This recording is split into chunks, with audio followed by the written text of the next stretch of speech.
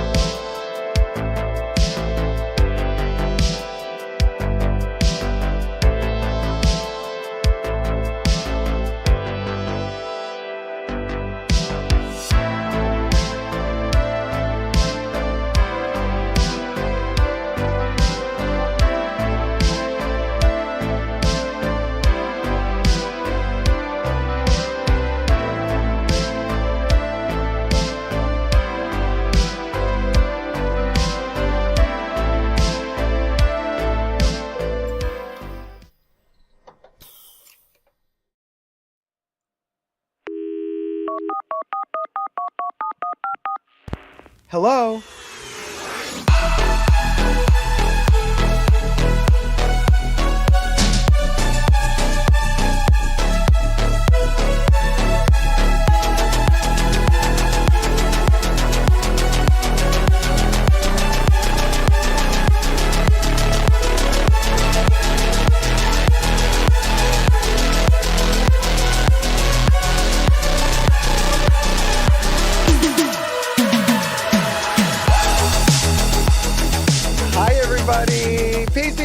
Peace. Welcome to the midweek live stream. Oh, I don't have a hair. So, hi everybody, how's it going? Hi Crazy Cat Lady Joe, DD Bean, Tanya Brosnan, the Nectarine Man, Mahones Kileki, Rails Closet, Tanya, Bakery Mafia, Kev, Dorcia S, Beautiful Steps. Oh good, we got at least one mod in the house. Thank God for Kev.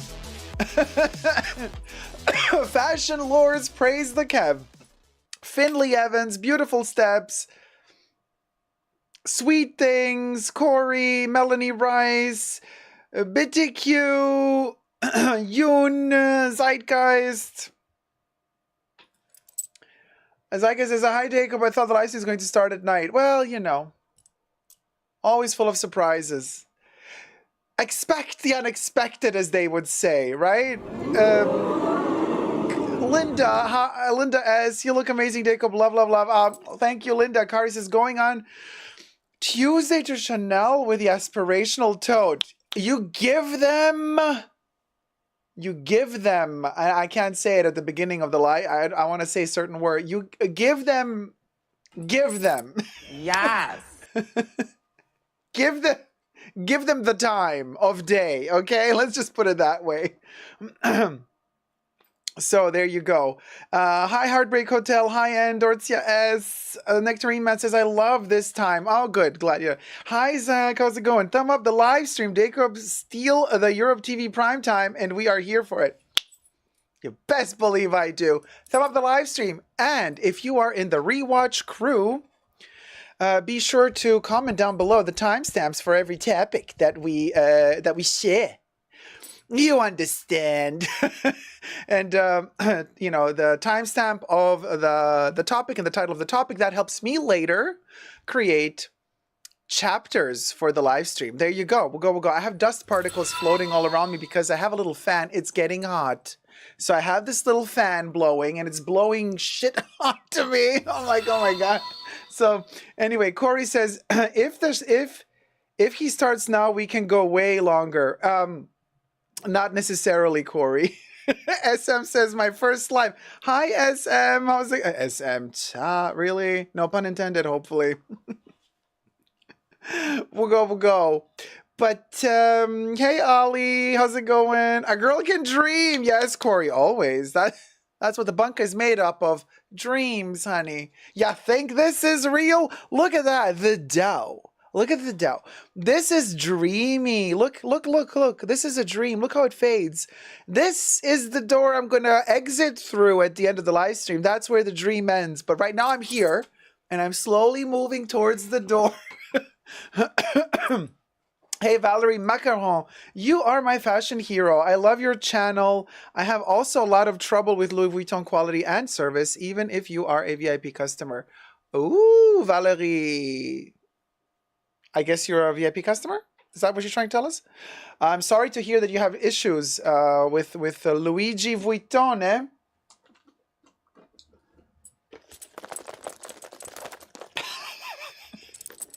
How dare you? How dare you? Rude. Bad Louis. Bad Louis. You know what? Bad Louis. There you go. Learn your lesson. Go into the corner, and you're going to timeout. Okay, go into timeout for at least half an hour, Louis. All right. I apologize. I'm really sorry. We don't want to say ya. We don't want to be ya. For at least half an hour, go into your corner, and ponder upon the stuff that you hath done wrong. Now, everything I say And this live stream is for entertainment purposes only, not rooted in truths or facts. Everything's alleged and just my opinion. Have you noticed how many fellow luxury content creators have adopted my way of saying that? Well, they can't really nail it the same way I do, but they kind of say it in their own way. It's kind of cute how everybody's now saying, let's not, we'll go. You know what I mean?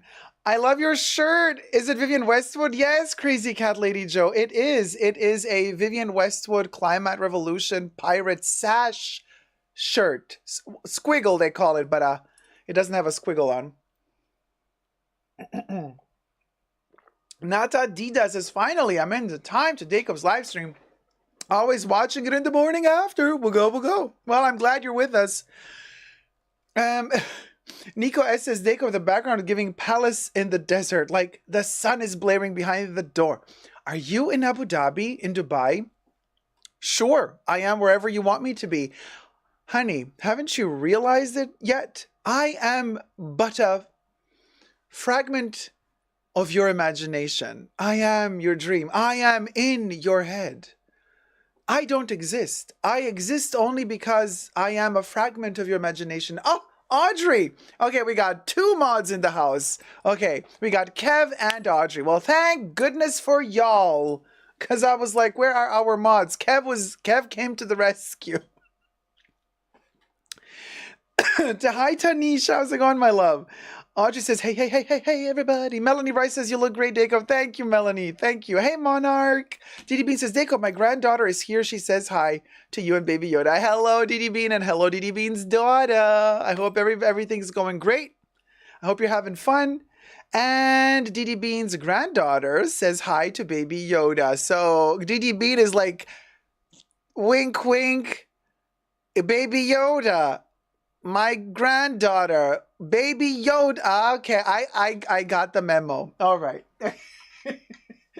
Well, here goes Baby Yoda. He's a little bit transparent, but say hi to Didi Bean's granddaughter. Hello. Let's hi. How's it going? Hello. Baby Yoda's gonna send some force kisses and positive energy. And he will be back towards the end of the show because he has to sing cha-cha-cha. So yeah, he's super happy. All right, off he goes. Getting ready for the end of the show. You know how it is. Baby Yoda is always... Oh, she's waving. Hey, cute. Oh, you made her so happy. Anytime, sweetie. Anytime. Hi, Diva on a budget. Kev says, yeah, don't try it, haters. Kev is in the house.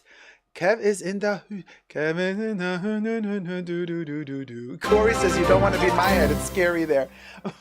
In my head, it's scary too, Corey. Monarch donated $10. Hello, Dacob and Bunker family. Happy Wednesday. Thank you so much. Thank you, Monarch. Tippy, tippy, tippy. Happy Wednesday. Tippy, tippy, tip. May the fashion force be with us. Hit it, Bubbles.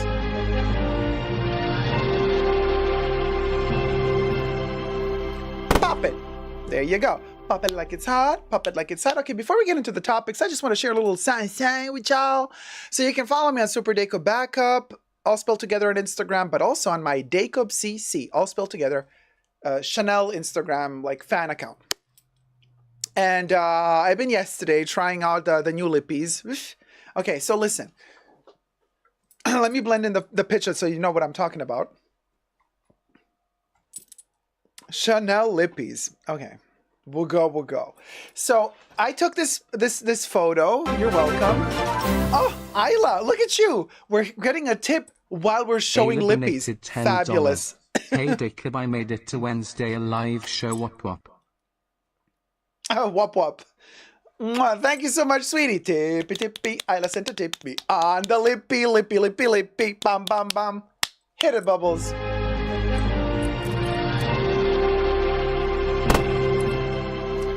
Oh, the magic. Oh, the suspense. So, of course, that Ratchet Barbie had to be the face of this lipstick launch. So we have Margot Robbie modeling. She's actually wearing this shade here, which is number 7, which is 7 o'clock in the morning. So Nuit Blanche means like white nights, meaning like sleepless nights. So a sleepless night, limited edition lipstick, by the way. So like, what will go? So what is limited edition? The actual white packaging or these 2, 4, 6, 8 shades? Now, somebody told me that, was it on Dacob CC? Somebody commented under this photo. This is the photo that I posted on Dacob CC. Copyright yours truly. And somebody said that they're going to bring out 2 more or 3 more colorways this year because it is 100 years of... By the way, I'm not sponsored, FYI. Chanel, I wish. She not sponsored. But they're going to bring out other palettes. So I guess this is kind of the spring-summer version. And so I guess the colors are limited, but not the actual packaging. So this series of this kind of velvet but satiny kind of moisturizing formula is going to stay, but the colors are going to change. I mean, yeah, good, because we'll go. I actually swatched these on my hand. Oh, I have a photo somewhere as well, but I didn't upload that one. But anyway, we'll go.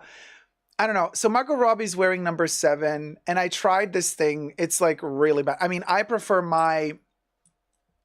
I don't know why they launched this. Just a couple of months ago, they launched 31 Rue Cambon, and these were like super expensive, and these were like the end-all be-all of lipsticks, Chanel in glass, handed down to posterity, they said. Handed down to your children, they said. And now like nobody's talking about this lipstick anymore. Like, are they going to discontinue it? Like, what will go, will go. I don't know. So I'm a little bit like shook. I love this, by the way. Just saying this. I got the 2 shades, 255 and beige, rouge beige. This thing is gorgeous. I'm not wearing it today. Today I'm wearing... what am I wearing today? Angel by MAC mixed with Like Squirt by MAC lip gloss, plumping lip gloss, mixed with... I dabbed on... Oh, Melanie Rice, thank you so much, sweetie. Melanie Rice donated $50. Love all your makeup and fragrance recommendations. Wait, was that a question? Why did Bubble say it as a question? Hold on, you guys. No, it was like, I love your... Okay, thank you. Thank you so much. Just a tippy. Makeup tippy, fragrance tippy. Let's do it. Skippy. Hit it, Bubbles.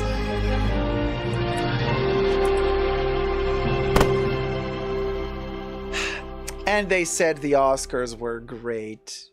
This is where it's at. The Oscars schmoskers. It was terrible. I didn't even watch it, by the way. I had to watch a couple of snippets because we're going to be talking about Emma Stone with Louis Vuitton's dress breaking. The shade. So I had to watch a little bit of it just to figure out how that poor woman dealt with that Louis Vuitton shenanigan of a dress. So we're going to get to it later. But Zach says, oh gosh, we were again together in parallel universe in Chanel Boutique. Zach, seriously. Girl, we got to go shopping together one day, somewhere on this planet. So, Kev is like, Ken broke it. What we're going to talk about? Cha. But, so I was going to say a 1,000 things and I forgot. This lippy was really... Let me see if I can backtrack. I don't think I can. I can't remember what I was talking about. Oh, well. I lost my train of thought. The train left the building. But, so, Lovish, but it's like very expensive. And like it was just launched a couple of months ago. Now they're launching this shenanigan. And I'm like, well, if this is the best formula, most expensive formula, blah, blah, blah, why are you releasing a better formula that's cheaper? Well, we'll go, Chanel. And then... Okay, on Margot Robbie, this thing looks interesting. On me, it does. So it looks like Angel by MAC, but Angel is a much better shade. It's a much more intelligent shade of pink for the lips than this thing is. So I tried this on. It looked really patchy, like streaky, not patchy, streaky. The consistency on my lip, this did not cover my lips. It didn't color them. It gave me like a streaky... Like it left streaks on my lips. So it wasn't what I wanted it to be for like $50. Girl, no. Would not go. But I like the concept of like the hours of the night from midnight, 1 o'clock, 2, 3, 4, 5, 6, 7. Now here's something I want to say. This is the one, what does this say? Number 1? Yeah, 1 o'clock, 1 a.m., 1 a.m. 1 a.m. is the most interesting color of this palette. Yes, of course, Margot Robbie's wearing this pink, so they're pushing this color, blah, blah, blah, whatever. But, and this is the darkest one, which is kind of interesting if you're into those more plumpy brown reds. but we've seen it already. You know, there's another one that they released a couple of months ago, a year ago, Dilemma, which is a really beautiful dark. Actually, no, I don't have it here. Oh, well, I have it in my other pouch. I don't know, whatever. I thought I had Dilemma with me, but I don't. Oh, well, we'll go. Still, to this day, you want a dark blood red, you do Rouge Noir. The Rouge Noir evergreen of Chanel. Unfortunately, in the Allure range, so it's very drying. That lipstick is not moisturizing, on my lips at least, but the color is interesting. But anyway, this is the one, number 1 o'clock. The most interesting of this palette because, let me tell you why, because it has that orangey hue, like a 50s orange lipstick vibe. Not too orange, but that kind of like Sharon or khaki type of orange, Marilyn Monroe type of orange. She would wear those colors in the 50s. So it is a 50s vibe. Just be careful though, when you swatch it on the hand, it looks beautiful, very 50s. But on the lips, it can turn pink actually because of the shade of your lip undertone, because the skin undertone is different than the lip undertone. So do not trust this swatched on the head. Try it on the lip to see the true color it's going to give. But this is the one that's most interesting to me because of the 50s reference. The other colors are really meh.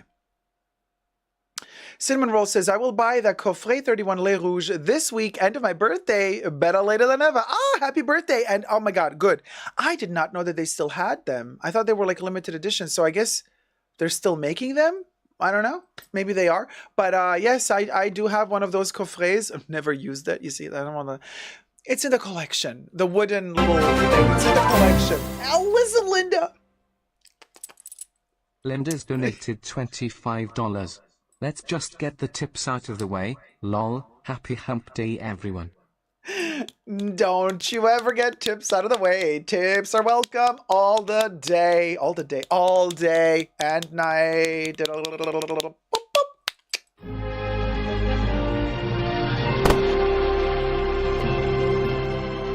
I mean, there you go. We'll go. Kev says, I'm looking forward to the new Celine lipstick line. Oh, yeah, I know, Kev, but you're kind of like a fan of Celine. Like, you also like their perfumes and stuff. It is what it is, you guys. I want to love Celine, but I don't know. I wanted to love the bags, you know. I wanted to get the Romy bag, but then I didn't because I don't like how deep it kind of falls in. I'm done. You know, it says really, sure, we'll get a Birkin, you know, and then we're going to call it a day because, like, how many bags can you have? Speaking of bags, I have a bag of the day. You want to see the tiniest 255 bag ever?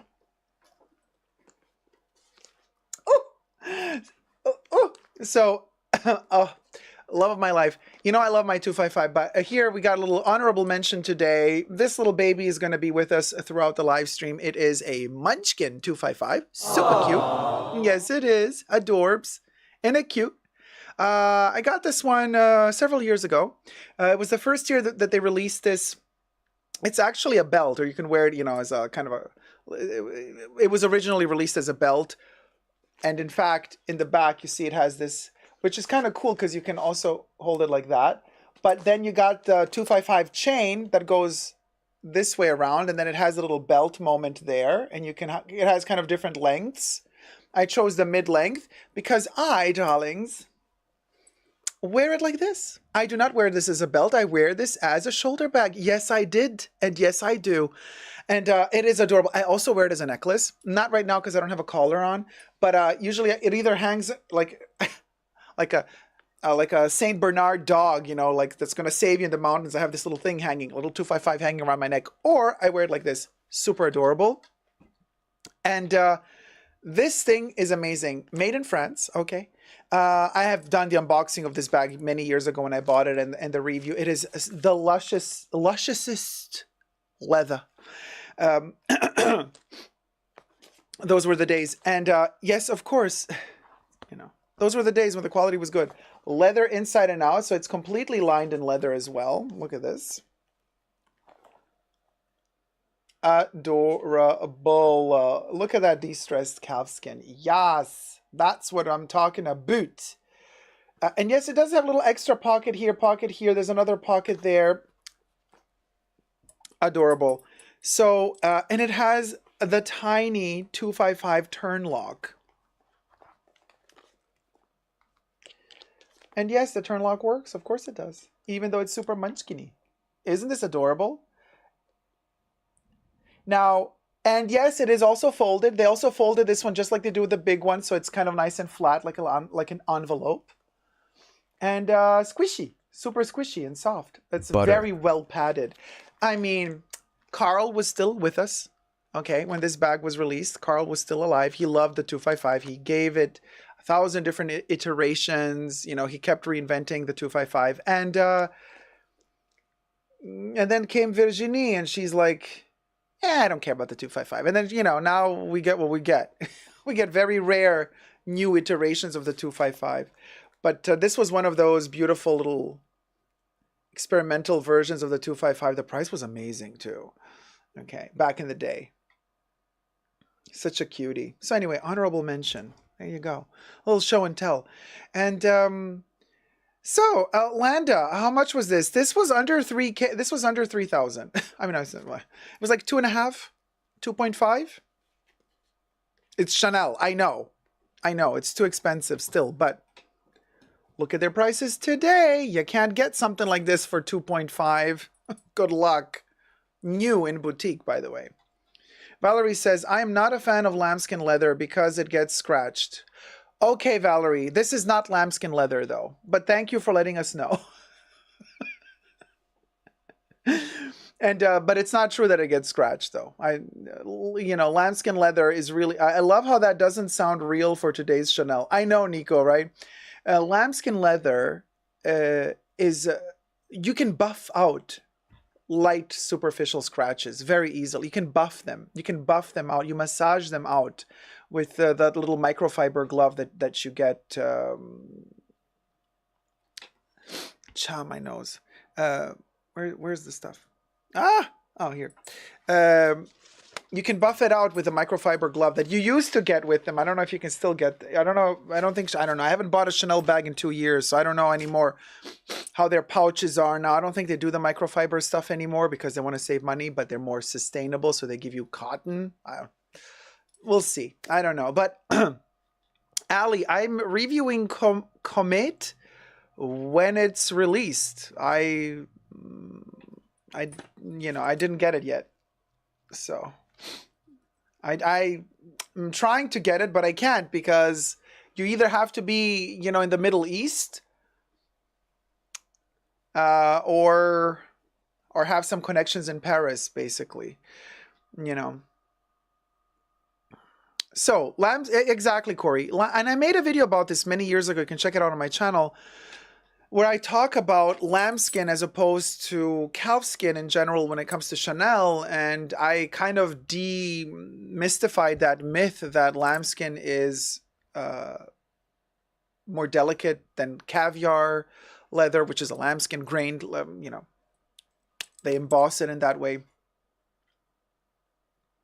It ages better than caviar, lambskin. So, well, go check out that video. It's several years old, but just search on YouTube, Dacob, Chanel, lambskin versus calfskin, or lambskin versus caviar leather, and you're going to find that video, and I explain it all in detail there.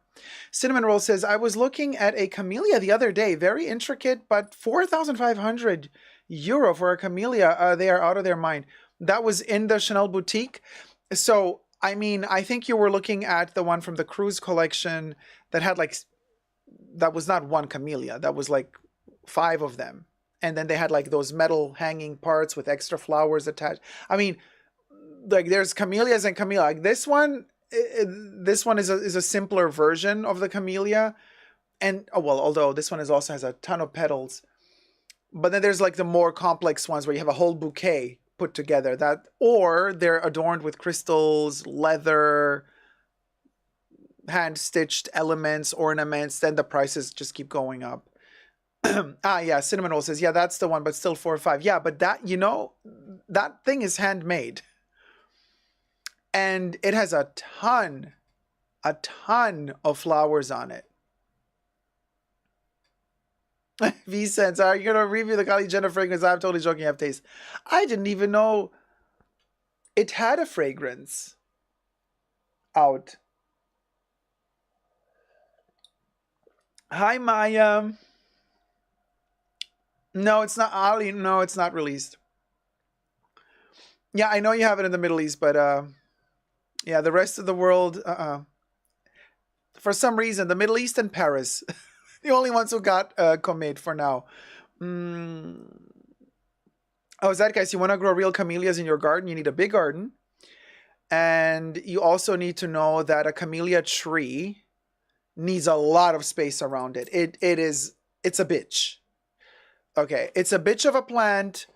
It's like, don't want to see ya, don't want to be ya. Stay away from me. It needs space. It does not want to have stuff growing near it. Just bear that in mind. If you're going to plant a camellia tree, don't plant anything else. just, she wants her regal presence to be adored, to be cherished. The camellia tree, you know. Ah, Louis, yeah, it sounds like, yes, exactly. But unlike you, the camellia tree doesn't fall asleep in the middle of a chat and disappears. The camellia tree stays there and stays and remains visible. Hey, Alyssa, how's it going? I wish the prices would decrease and the quality would finally increase again. They really ruined my favorite brand ever. I still can't believe it. Listen, guys, you know, we throw shade at all of these brands and we also throw shade at Chanel. But after all is said and done, I still love Chanel. I just don't get their, I would not purchase their leather anymore. And I haven't purchased their leather since 2 years now. In June, it's going to be 2 years. That I've consequently, I said, no, we're done. And I kept my word. 2 years now, no leather pieces. But other things are still fabulous. I love their perfumes. You know, I love their camellias. Some of their clothes is amazing if they fit me because, you know, they're tailored for women. So I can only buy the pieces that are more box cut, you know, that can also fit a guy. We got almost 200 people watching and only 60 likes. Thumb up the live stream, you guys. Thumb up the live stream. Thank you. Catalina says, hola, I'm on the road listening through my car. Just wanted to say hola, besos. Besos, Catalina. Catalina Q. Drive carefully. Eyes on the road. Apple Blonde says, hi, Dacob. Hi, Apple Blonde. Alyssa says, camellia, my spirit animal. Camellia. Oh, no, camellia. I can't read anymore, you guys. It's like the thing is far away. Hey, Pipi Lamoise says, I'm handmade too. Oh, well, good for you. Hey, Angie Sabiolivo, how's it going? Hi. Hey, Kate Moore. Apple Blonde says, hi, Deco. Sorry, read that one already. Thumbs up the stream. Yes, Katie. And Audrey says, here's Dacob's leather comparison video for later viewing. Oh, man, Audrey, thank you so much for finding the link. Very kind of you. Thank you. Vicent says, well, sorry, read that one already. Why are we scrolling upwards? Okay. Hey, y'all, I'm stopped for a coffee. Happy Wednesday. Happy Wednesday, Gummy and kittens. Hey, Brittany Heavenly. Happy Wednesday to you, too. Cinnamon Roll says, so, well, as someone that studied to be a modeler, not sure what this is, if this is the right term. So I know how much work it can take. It's still too much. I would say that I was expecting 1,900 for Chanel. Oh, I see. Cinnamon roll. So yes. No. It's Chanel.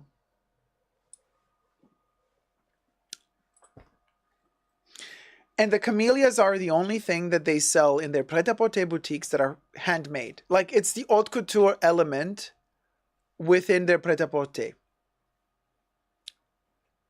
Everything else is, you know, partially machine made, partially handmade, but there's always some element of machine made. Now, with the camellias, like also this one, it's handmade. This thing was handmade, you know.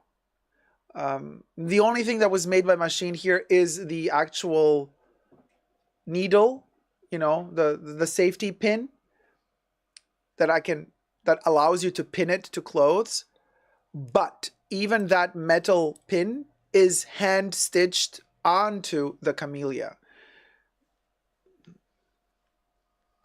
But unlike haute couture, these go on sale if they don't sell out.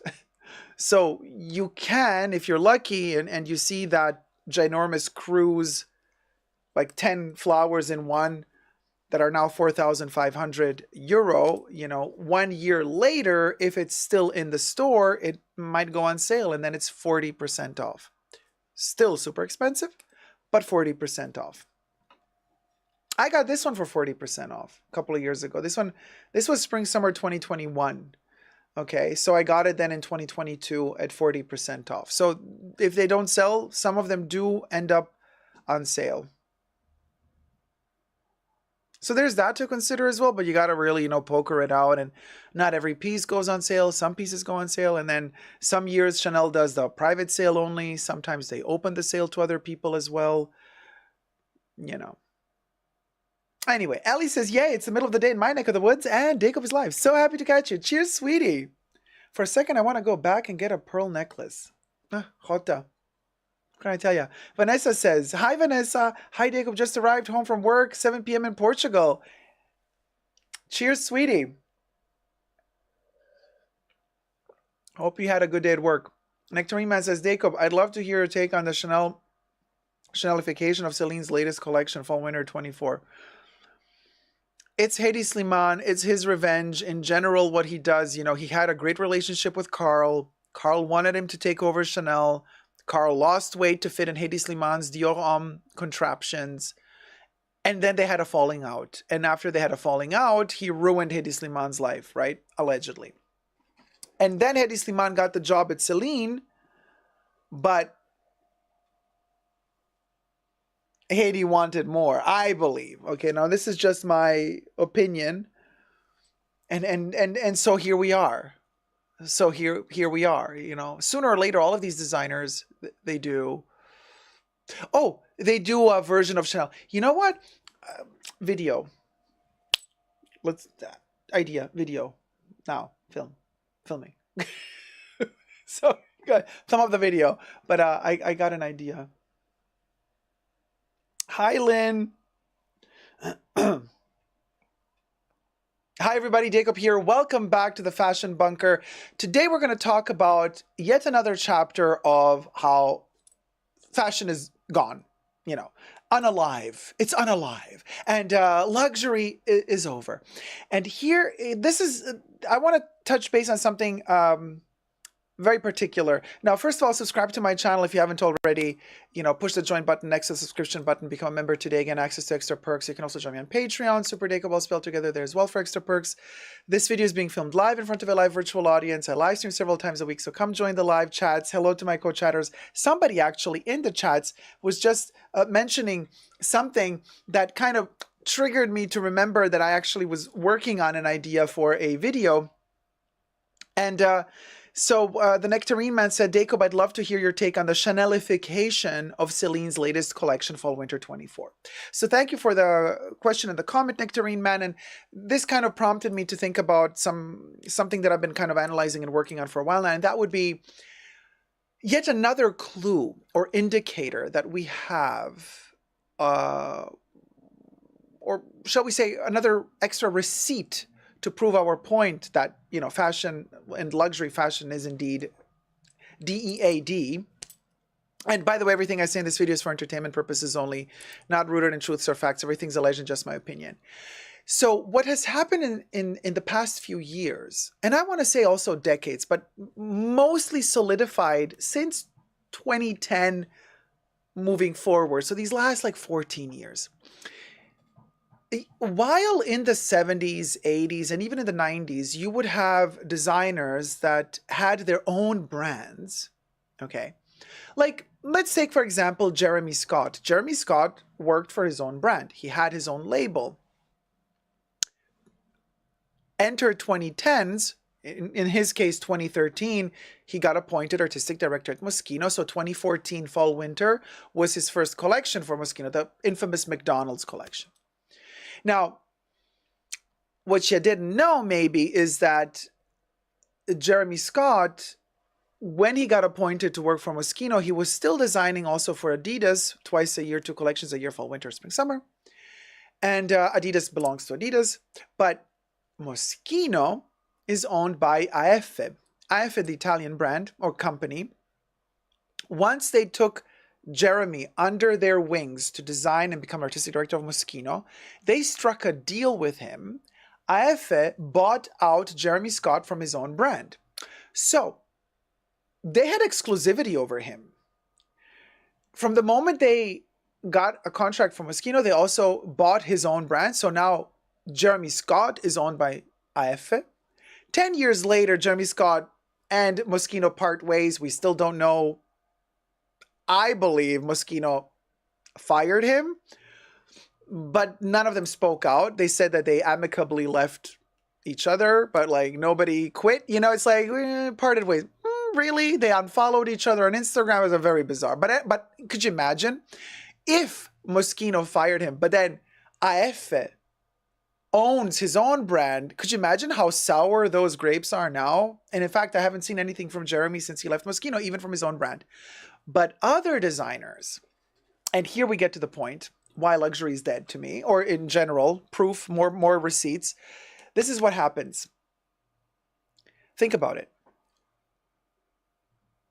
The top models of the 90s that Gianni Versace created, you know, the Turlington, the Evangelista, you know, the Crawford, you know. We do not have those models today. Okay, we don't. Models are disposable. Not only are they disposable, their faces are so dull and boring, but they're not allowed to show really character on the runway. They have to look like they barely have enough energy to walk on the runway because like they never eat. And then, you know, very few brands really show us diversity and all sorts of beautiful round body shapes. It's mostly sticks that barely have the energy to walk down the runway. No character, super disposable. And yeah, the kids today, they might recognize certain models repeating on different runways, and they might have an illusion of saying, well, this is a top model. No. And no, just no. The Hadids, listen, I don't care about politics. Just for their looks, I don't like them. The two sisters, they just don't do it for me. They're just plain and operated to look more interesting. The models in the 90s did not need to get operated to look more interesting, okay? They did not have to pull a Kardashian to transform from rags to riches. They just had the genes to get them through the day. And a lot of character to get them through the day.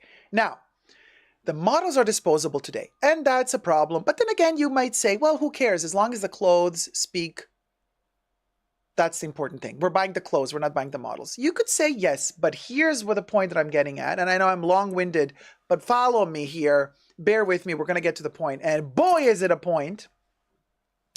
Today, I've realized, hold on a minute. Not only are the models disposable, but so are the artistic directors. And you might say, what are you talking about? Like, all these famous people are working at these brands. Yeah, but now remember what I was telling you about Jeremy Scott or about John Galliano. John Galliano also had his own brand while he was working for Dior. Then he lost everything after, you know, what he did. But here's the thing, y'all. All of these designers today, they don't have their own brand. In other words, they are disposable. What am I talking about? Okay, for example, Rustig at Balmain. He works for Balmain, but he is not Balmain. He does not have his own brand. Case in point, Alessandro Michele worked for Gucci, ditched from Gucci. Does he have his own brand? No, he doesn't. Not at all. Riccardo Tisci, who epically effed up Givenchy, like he literally unalived that brand, those Rottweilers and disgusting stars all around like that, you know. And I was telling you back then already, this is the end of Givenchy. Yes, they are selling like crazy, all that crap, but what he did to Givenchy is he literally turned it into John Richmond. Like, you know, when they spelled out rich on the ass of John Richmond jeans, and they would stitch rich on the butt? Girl. Vile. that's what he turned Givenchy into. You know, literally, if you know Italian, you're going to understand what I'm saying. And Riccardo Tisci is Italian, from Rome, di Roma.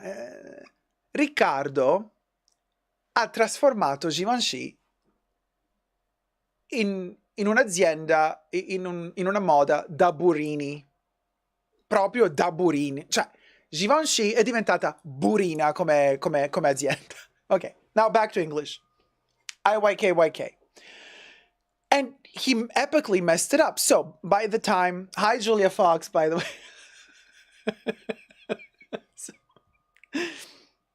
Now, Zeitgeist is like, wait, Dacob speaks Italian? Dacob speaks at least a dozen languages. So, you know, IYK. So Riccardo Tisci doesn't have his own brand. You see, he worked for Givenchy, messed it up, they, you know, left, then tried Burberry, messed it up even more, and now what is he doing? Nothing. You see what I mean? But he doesn't have his own brand. Nicolas Ghesquière, who used to work for Balenciaga and then went to Louis Vuitton, he doesn't have his own brand. In other words, if Louis Vuitton were to fire him, it's not like he can go to his own brand. He doesn't have a place to go. He doesn't have a place to go. The other Oompa Loompa, the one that's working for Schiaparelli, you know, I loathe. I cannot stand that Texan son of a preacher man, whatever his name is, Daniel, what is it, Raspberry, Dinkleberry, Blueberry, Raspberry, whatever his name is, Strawberry, Fairy, Daniel the Fairy. He doesn't have his own brand. He has a sister living somewhere in some, you know, under, what's it called, in the attic or somewhere, you know, unboxing on TikTok her brother's metal concoctions that he sends her from time to time. Oh, the poverty. But he doesn't have his own brand. You know, Maria Grazia Chiuri at Dior. She doesn't have her own brand. I mean, you know, she left Valentino to go work for Dior. Now she's doing what she's doing at Dior. Oh my God. But she doesn't have her own brand. John Galliano lost his brand. So if Margiela were to be done with him, I'm sure he would find another job somewhere because the guy is talented despite all the other flaws he has. But he doesn't have his own brand anymore. You see? Kim Jones. What are we going to do? What will go, will go. You know, Fendi says baba. And Dior's says baba. What you going to do? The guy who's at Yves Saint Laurent, what's his name? He doesn't have his own brand. He's just hired to work for Yves Saint Laurent. You know, Karl Lagerfeld, he worked for a lot of different brands, but the major ones, Chanel, Fendi, but he always had on the back burner his own brand. Always. He had the Karl Lagerfeld brand. That was back in the day. Gianfranco Ferré, when he worked for Dior, by the way, I love what Gianfranco Ferré did for Dior in the 80s. Gianfranco Ferré worked for Dior, but Gianfranco Ferré also had his own brand. And when he stopped working for Dior, he went back to his own brand.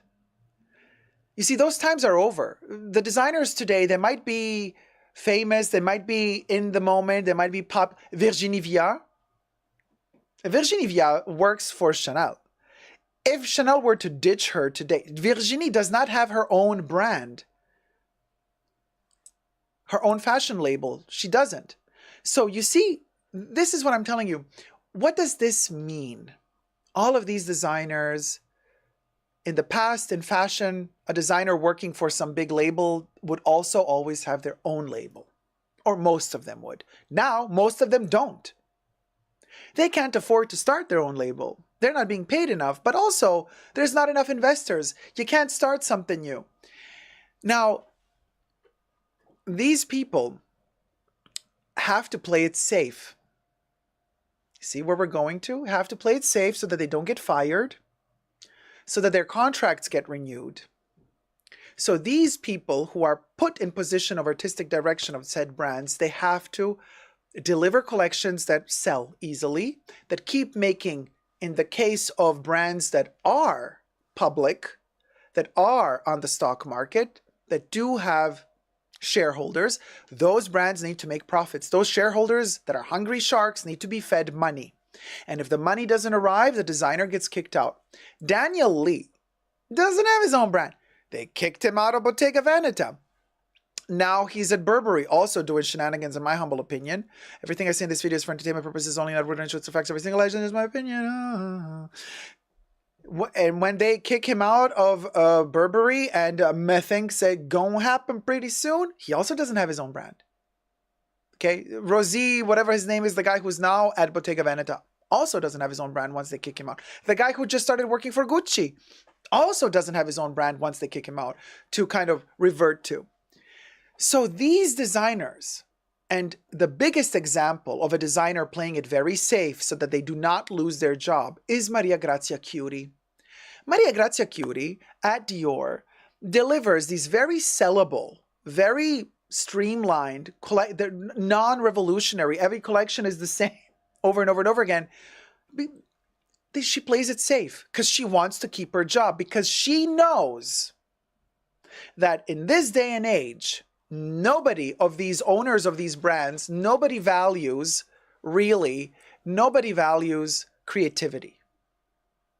The owners of these brands do not care. The shareholders do not care for creativity. They care for money. So if I'm going to hire you as an artistic director of my brand, you better listen to my marketing team.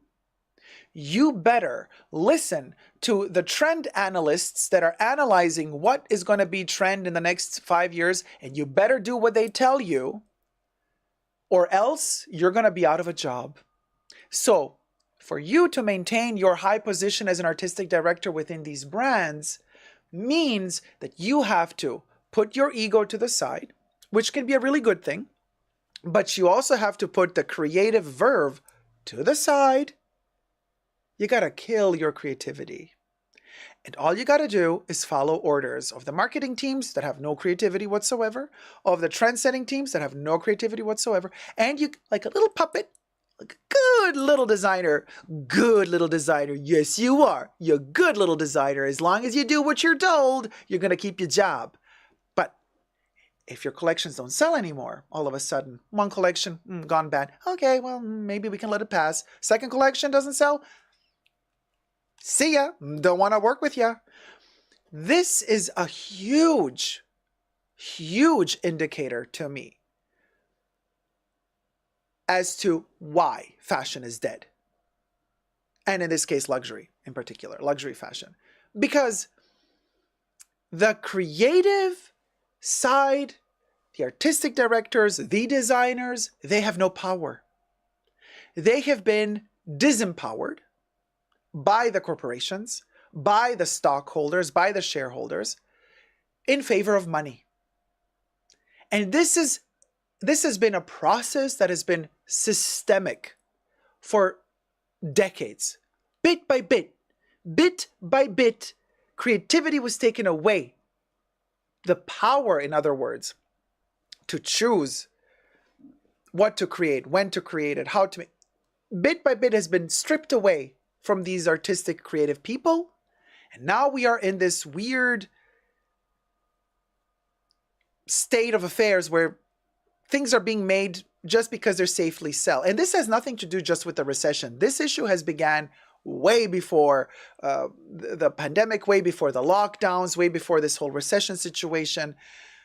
This is a process that has been, thank capitalism, okay? The stock market and shareholders and companies going public, thank them for this progressive deletion of creativity and freedom of expression. Fashion used to be this energetic, bubbly thing that just made you excited. Now it's become, disposable, seasonal. Oh, let me just wear it once, take a little selfie, move on. It's just irrelevant. It's dead. In other words, the soul is gone. And big reason is exactly what I just explained to you, because none of these designers has any power left. They don't even have enough power to start their own fashion labels. Think about that. And the more examples we look at, and none of them have their own label. They're all just hired employees, just like everybody else is, Just like you might be hired to work on the sales floor, for said brands, and your manager kind of analyzes, oh, well, you haven't really sold enough in the past 4 months. You didn't meet your quota. We want you to meet your quota. The corporate side of things, the managers, they have their quotas and you're not meeting your quota. Come on, work more, sell more. And you're like, I can't sell more. How am I supposed to sell a bag? The leather is peeling and you want $10,000 for it. I mean, some people are dumb and they're going to buy it. Like, we got the dumb ones, but like, there's not a lot of dumb ones left with a lot of money. Because it's one thing to have a lot of money, but it's another thing to have a lot of money and to be dumb enough to buy that crap. You see what I mean? So you want to make products for the 1% that actually can afford it. Okay. But from that 1% that can afford it, more than half doesn't want your crap because it's bad quality. So if the 1% that you thought you have the full 1% buying your crap, well, from that 1% that I can afford it, 70% doesn't want it anymore. Oopsie, miscalculation, huh? Yeah. Well, the system is going to collapse sooner or later. In fact, not everything is doom and gloom. I do have some good news for you as well. In this disastrous state of affairs, the colossuses or the colossi, whatever plural you want to use, those major luxury brands with heritage, blah, blah, blah, most of them are failing. You might not be noticing it yet. I see in the future. I see what's happening. I've been analyzing for decades. Mark my word, it's happening. Now, from the ashes of those empires, a phoenix will rise. We already see this now.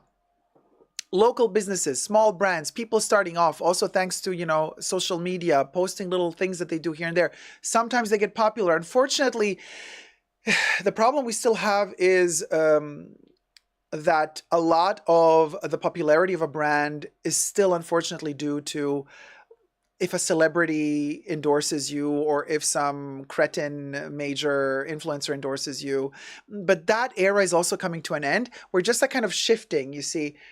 These Colossus brands are kind of collapsing, but we still have some form of power of like being endorsed by a celebrity, but celebrity culture is also collapsing. Thank God, because let me tell you, thumb up the video if you're enjoying this information, by the way, let's spread the word. Celebrity culture and their power is also, who watched the Oscars? This is the first year that not only did I not watch the Oscars, I didn't even know they were happening. And then after they happened, I was like, 2 days later, somebody was like, oh, the Oscars, I'm like, the Oscars? Oh. And then like, somebody asked me, should we rewatch it? I was like, nah, I don't care. I don't care. I don't want to see what they're wearing on the red carpet. I don't care. And the only reason that I ended up watching a snippet of something is because one of the Louis Vuitton dresses at the Oscars broke. And you would think that a luxury brand would create everything in their power. You're going to be filmed. That the star that is going on the red carpet, that is nominated for an Oscar, is going to be wearing your dress. You are going to do everything in your power and more to make sure that that dress will not break at the seams, tear, or that the zipper is going to break off. And yet what happened? Louis Vuitton's dress pops open and breaks right then and there in the most important moment of the evening when the Oscar for the Best Actress of the Year is given away. Another indicator, isn't it? That the jig is up. The jig is up. So, but the positive news is that we got the small brands. They're starting off. Now, they have still issues because it's hard for them to get recognized without big endorsements. But they're not going to need big endorsements a couple of years from now because celebrity culture is also dying out. So we are going to witness a renaissance of fashion, new creativity. It's going to take some time before we get there, but we will get there. And smaller brands are going to have social media. People are going to be more clever. They're going to find new brands. They're going to be more curious because they're going to be hungry for something new. Right now, we are being slowly but surely starved and deprived of the new, of the refreshing. And we're living off of, the old gold of whatever heritage these brands left behind, of these luxury brands. And we're still happy with what they're giving us. But pretty soon it's going to be like, okay, how many double flaps can you have? How many Lady Dior's can you have? How many of the same rehashing of the other heritage? And Dior did the new look, and Chanel did the slingback, and Hermes did the Kelly and the Burke. Like, how many more times are we going to say that is the ultimate, we all strive to that, before we say, well, hold on a minute. Okay, these are classics and we love them because they're classics. But where's the new? Where's the refreshing? We will be looking for the fresh and the new. And the fresh and the new is not going to be at those big brands. It's going to be in the new brands. Now that renaissance is coming. Brace yourselves. But we're still in the middle of the Middle Ages. Now I know if you historically analyze the Middle Ages, we cannot say anymore today that the Middle Ages were a dark doom and gloom time. The Middle Ages were also super creative. The arts were fermenting underneath the surface of what people thought was gloom and doom. But that's exactly where we are now. We are in the Middle Ages of fashion. We're thinking it's all over. And it is. The empire is collapsing. But underneath the empire, in the catacombs, new rats are forming, for better or for worse. That's all I wanted to share with you guys. Now, somebody's asking any recommendations on small brands. No. I do not have any recommendations for small brands because they're not there yet fully, and I do not want to endorse anybody really at this time because I want to first find out for myself what is going on, who is making what's the quality of these pieces, because of course there's going to be a lot of scammery going on as well. Keep your eyes peeled open. If you're interested. If you're not, forget about it. But if you're interested, you will find what speaks to you. It's up to you. I hope you've enjoyed this video. Sibilla says the new renaissance came from normal people creating their stories. With AI little studies. Okay, so you're talking about something in the future now. Well, AI is a little bit tricky, you guys, because AI can create wonderful visuals. Gorgeous visuals, some of them incredibly intricate and detailed, but those are just digital renders or renderings. To transform those into actual real material pieces, well, we're not there yet. Technically, we're not there yet. Not at all. So, but here's look into the future. Fingers crossed, we're going to end up on the other side of the tunnel with a lot more creative space, creative room, and creative freedom than we have currently. Thank you guys so much for watching. Let me know your thoughts and prayers down below. Until next time, never forget to never give up on love and subscribe. Bye. Mwah.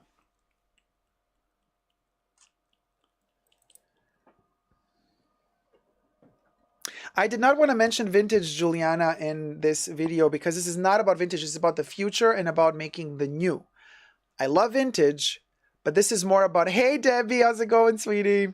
This is more about trying to find out what is the new blood, fresh, creative, young people that are hungry to create something new, to start something new. You know what I'm saying? So we got 200 people watching, 119 likes. Let's get to 200 likes, y'all. Hey, Rosha Kishki, how's it going? Very good topic. Thank you so much, my love. So, we'll go. I hope you guys enjoyed this topic because it was improvised a little bit. Let me just write it down on my list here.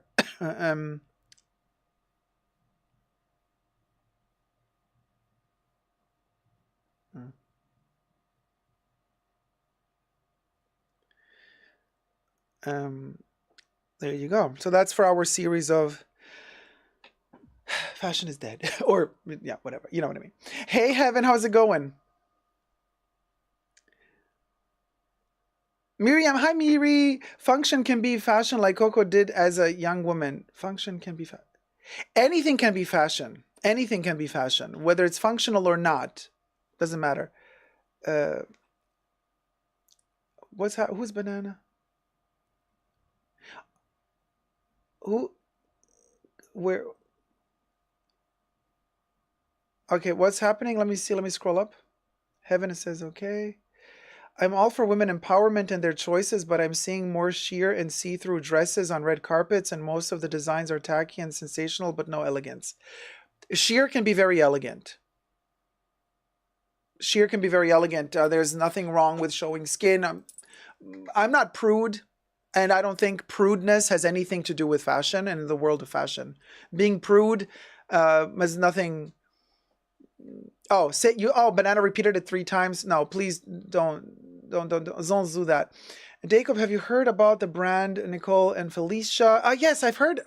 Plus, would it be considered a small brand? I don't know, girl. Lynn M says, where can small designers manufacture if the big brands dominate manufacturing facilities? Lynn, maybe I was not clear enough. It's too early for that in my video. Maybe I was not clear enough in my video, but I've talked about this. And I'm noticing actually another thing. I'm opening like 5 parentheses. I'm going to forget what I was talking about. Like Vivian. That's the same thing she would do. She would start 50 different topics and would forget to close. Some of you are new to my channel, so you haven't kind of been on the journey with me for a while. We've touched base on this, Lynn. So I'm going to try to explain to you quickly. Another topic we had months ago.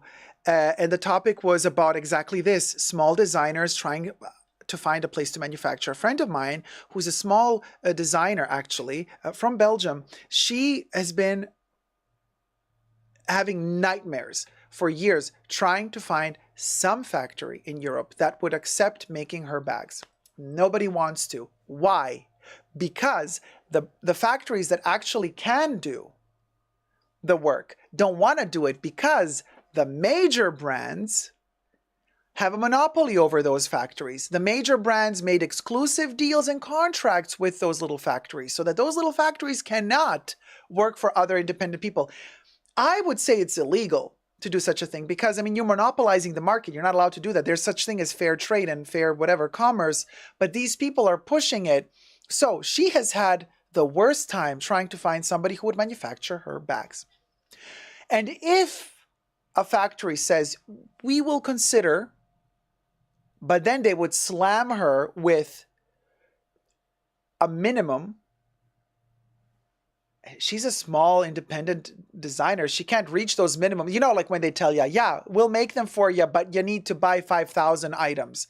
And you're like, I'm not, how? I don't have an investor. I can't like pay you for 5,000 bags up front. I'm not that known. I can't sell 5,000 bags. And then, you know, the factories say, well, then we're not going to make your stuff, you know. So we're still in that era right now where these factories are still very much so attached and obliged to have exclusive contracts with these major players that are dominating Europe. So you want to have your brand, up and coming brand, manufactured in Europe. A lot of these factories are not going to let you in. They're not even going to want to talk to you. They're not even going to answer your email. I mean, we're talking, there's a wall between you being the young designer and these factories that might produce some good quality for you, that are made in that are manufacturing in Europe. You can't, it's gatekeeping at its finest. Okay? And so this is why I was saying it's too soon for this. It's still too soon because these other major colossuses or colossi, they own the fashion world. The empire needs to first fall. And then the factories are going to open up their doors and say, okay, well, we're not getting our money anymore from that big brand because that big brand is failing. So let's open up to younger people. But we're not there yet. Some factories might be starting to do it, but we're not there yet. There's still a way to go till we get there. There's still a way to go till we get there. There you go. Oh, Lynn M. Thank you, love. Thank you. Thank you. Lynn says, thank you, Dacob, loving your channel. But Lynn, so I hope I was clear now. Now, obviously, I did not mention this in the video that we just shot because this is a topic. It's a whole other topic, and we actually filmed it a while ago. But I am aware that I have like 2,000 videos on my channel. Hi. Hey, Terry. How's it going? Teresa McGuire in the house. Hi, sweetie. I saw you earlier, but, you know, I was in the middle of filming a topic, so Hey, sweetie, welcome to the house. But like I said, there's like 2,000 videos on my channel, and not everybody can kind of like go back and look at everything and then like, okay, connect the dots. But there's a lot of information. And so sometimes I also have to kind of stop progressing with, we're getting deeper and deeper and more complex.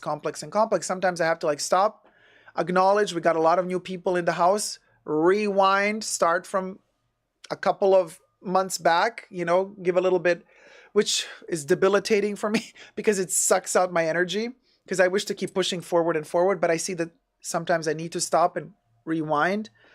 So there you go. We did a little rewind session just now. So there's that. Hey, shit, this happened to me as well, and they wanted to buy 100 bags each model, and it would have been more than $300,000 for 4 different styles. Yeah. You see, that's what I'm telling you. So basically, they are telling you, look, there's no monopoly. Like, we're open to do business with you. It's not like the big brands are obliging us to not work with smaller people. But then they give you the conditions that are so terrible and impossible to fulfill for a small person who cannot possibly afford $300,000 worth of prepayment for a collection. And then what are you going to do? You got nowhere to go.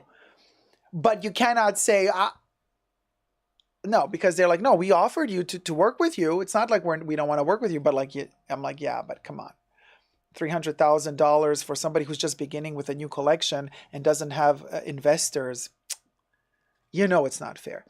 Italy, Paula, how's it going, sweetie? The factories are booked for big orders with small prices.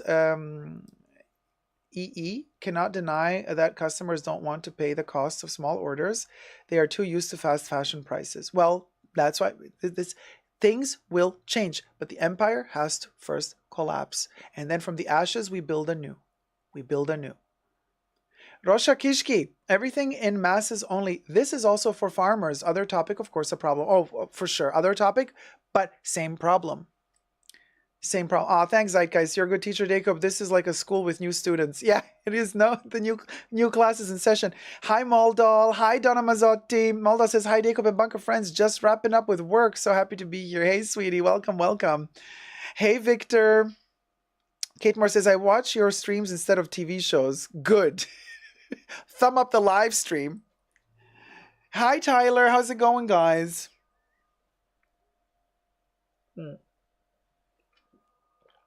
Lynn says, I'm a lecturer. Would say you have a talent there too. Thank you. Yeah, quite a few people tell me like, oh, come to our school, give a lecture, this or that. But then they never follow through. They're like, it would be really great. I'm like, okay, sure. Here's my contact my people. We can get something going. And then they're like, they don't want to pay. I'm like, well then. No pay, no play. Oh, and then when they start telling you like, hey, yeah, and could you come here and, and then it's like in another country and somewhere far away. And then you're like, okay, how do I get there? And they're like, well, you have to book a plane and a hotel. And I'm like, I have to book a plane and a hotel? But you want me to talk at your venue? They're like, well, yeah, we're on a tight budget. I'm like, you're on a tight budget. I'm on a tight schedule and on a tight budget. And you want me to cut out time from my busy schedule and on my dime fly over to you and on my dime sleep there and on my time talk to your people? Boy. Like, okay. Like, listen. Do I know you? You know what I mean? Like, are we friends? Like, friends do stuff for each other. No question about that, I'm the first person. If a friend, needs something from me, if I can help in any way, I will, and I will not ask for money. But out of the blue, an invitation comes and like, yeah, do it for free. Do it for posterity. I'm like, honey, posterity? I have a YouTube channel for that. I'm going to leave that to posterity. You know what I mean? Just saying. Yeah, no, Italy, Paula, the paying with visibility, been there, done that. Too old for that shit. That only works if you're like in your teens, early 20s, and you think, and you fall for it. You fall for the exposure, like, yeah, but look, like, it's great for your CV. It's great for your Vita. I'm like, girl, no. Mm-mm. No, no, no, no, no, no. Been there, done that. Mm-mm. Been there, done that. Hey, Shani D. How's it going, sweetie? Hi, everyone. I'm fashionably late, but I'm here. Oh, fabulous to be fashionably late, darling. So there you go. In my country, we say arrogance is the second happiness, is Kate Moore. Straw Betty, how's it going? Dacob, what powder brush is that? Powder brush. It is the 106 from Chanel. There it is. Oh, sorry, it's upside down.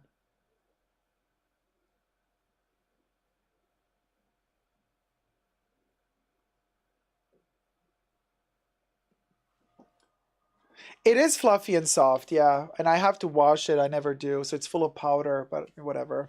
It's my own dirt, so who cares? People are like, wash the brush. I'm like, eh. Then it needs time to dry. I live stream too often. It doesn't have time to dry. I mean, I do have a second one, but it's still new, and I like to keep it new. Apricus says, hi, Dacob. Hi, Apricus. You once mentioned you like Werner Panton furniture. Do you have own specific favorite models? Yes, I have a ton. I have the Amoeba padded purple chair. Well, what's Amoeba? Kind of like an armchair. I have the Panton in Baidur, the OG from back in the day, the Baidur version of the Panton chair. I do have the Pantella lamps. I do have the flower pot lamps. I do have a lot of his designs from the 80s. I have the Phantom in a lot of different colors. A lot of his textiles in a lot of different prints and patterns from the 70s, but also reprints.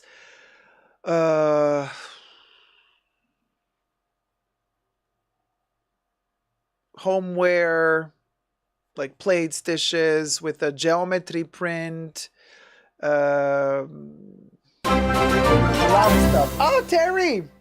Terry in the house. Like I said, hi, Terry. Teresa McGuire donated $100. Lots of work to do, so just wanted to pop in and say hi. I'll try and catch more of the steam later, or catch everyone on Saturday. Terry, Papa Terry. Terry, Papa Terry. Hidden bubbles. Thank you, Terry, my love. Come on. Oh, it's the big one. It's the suspense. The tension.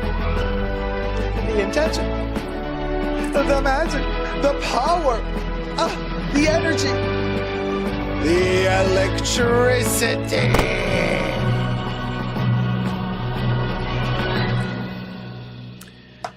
Nobody delivers like Terry, let me tell ya. Listen, Linda, Terry is in the house, and you best believe.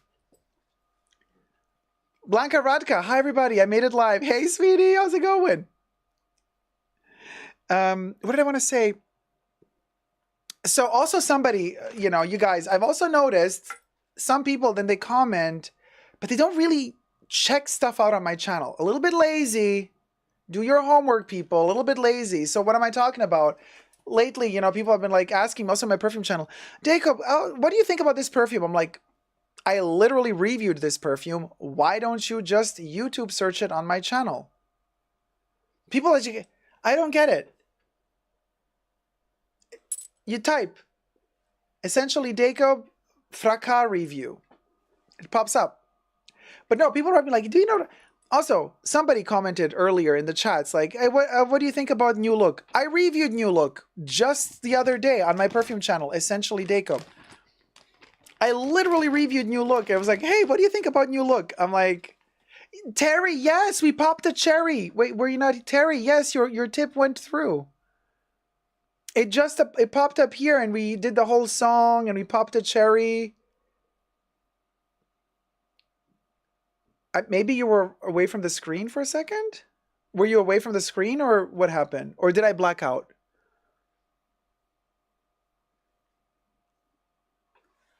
By the way, I'm wearing New Look today. FYI, there you have it.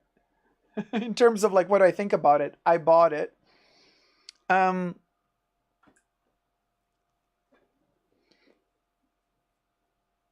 No, it was for real, says Rosha. No, I know. No, but I meant like, did the screen go black or something?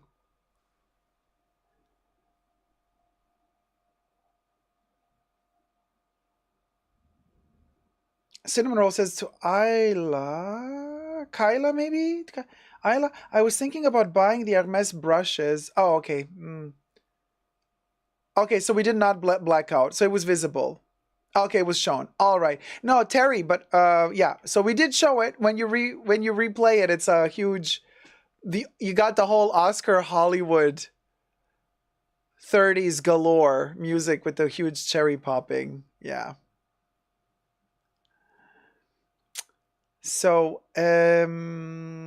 what did I want to say?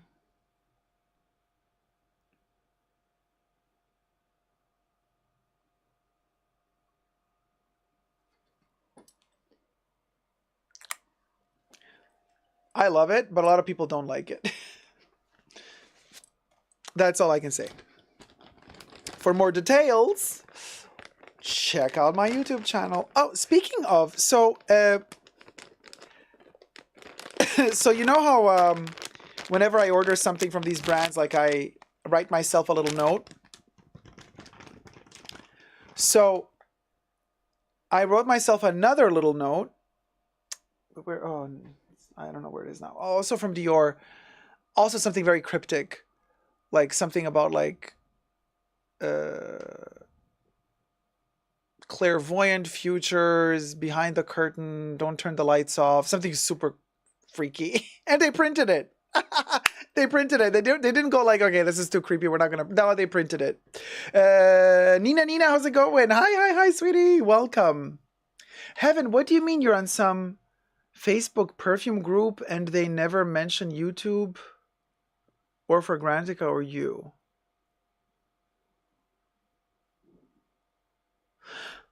I don't expect anybody to mention me, you know.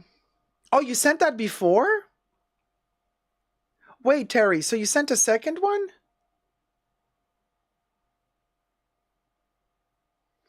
So, Terry, so we just played the one for the, where you said that you have a lot of work to do and you just wanted to pop in and say hi, and you'll try to catch more of the stream later or catch everyone on Saturday. That's the one that that we saw. I sent that before you did it.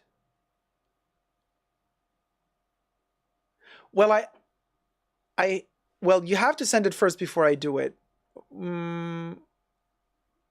Oh, okay. Now I know what you mean.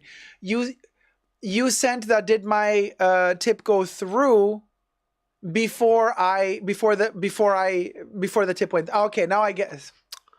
Okay, I got it. I am. You wrote the chat before we popped the cherry. That's what you mean, right? Okay, we got it. Cheers, sweetie. I'm a little bit slow today. Okay, Terry says, yeah, I sent out a message before I saw everything. Yeah, gotcha. I gotcha, girl. Took me a minute. After all, I am ash blonde. So, you know, let's be very clear here. No. I know, Debbie. I'm also super confused on, but we old. I'm 237 years old. I'm a vampire after all. Heaven says, oh, I have to check out your review because the reviews are yikes. Well, Heaven, check out my new look review because I'm one of those rare reviews out there that actually enjoys this perfume a lot. But most people are, the perfume snobs out there are like, ew.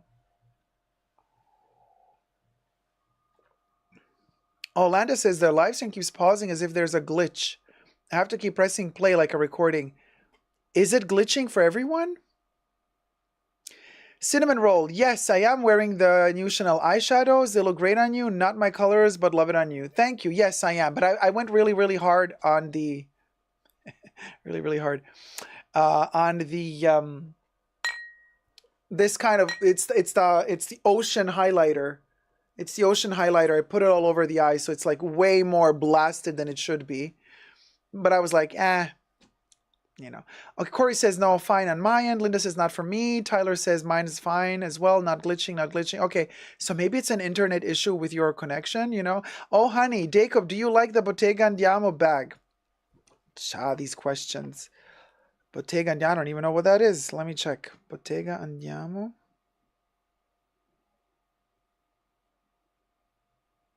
Oh, God, no. I know this bag. No, terrifying. Oof. No, absolutely not. And again, the Jenners and the blah, blah, blah saying, this is the best bag I've ever had. You understand. Here, this is from the Bottega Veneta website, so we can show it. This is the bag, the Andiamo bag, in a variety of sizes. No, I really don't like it. No. Absolutely not. So, yeah, the Let's Go bag, Andiamo. Yeah. Hi, Patricia Casey. Yeah. Oh, that, exactly, Corey. That bag. So, no, not for me. Not for me. Oh, but the Nectarine Man says, I love my Andiamo in Fondant Large. Well, there you go. Good. I'm happy for you. It's just not for me. Shani D says, I don't think it's glitching. My signal on this side of the mountain is trash, LOL. Oh my God. I love it. So you're on the other side of the mountain. Shani, you've already made it. You're in the Renaissance period already of fashion. We're like still on this side of the mountain. We're still in the Middle Ages, girl. You're already on the other side. Well, thank Lord one of us is. That's why the internet is a little bit still slow on the other side of the mountain, because like we all have to catch up still with it.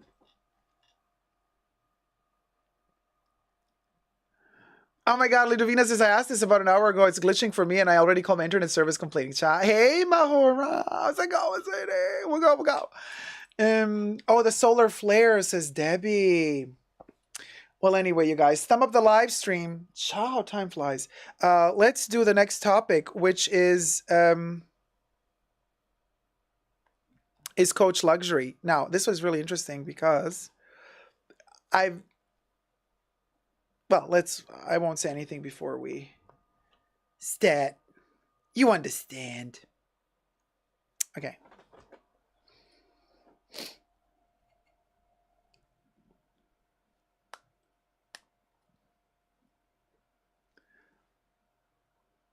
Hi, everybody. Dacob here. Welcome back to the Fashion Bunker. Is Coach Luxury? Yes, we've talked about it in the past, but more and more of my fellow colleagues on YouTube, on the luxury YouTube, are talking about Coach. And, you know, there's a lot of conversations going on like, well, is it luxury? Is it not luxury? Or even if we don't ask ourselves, is Coach luxury for bags?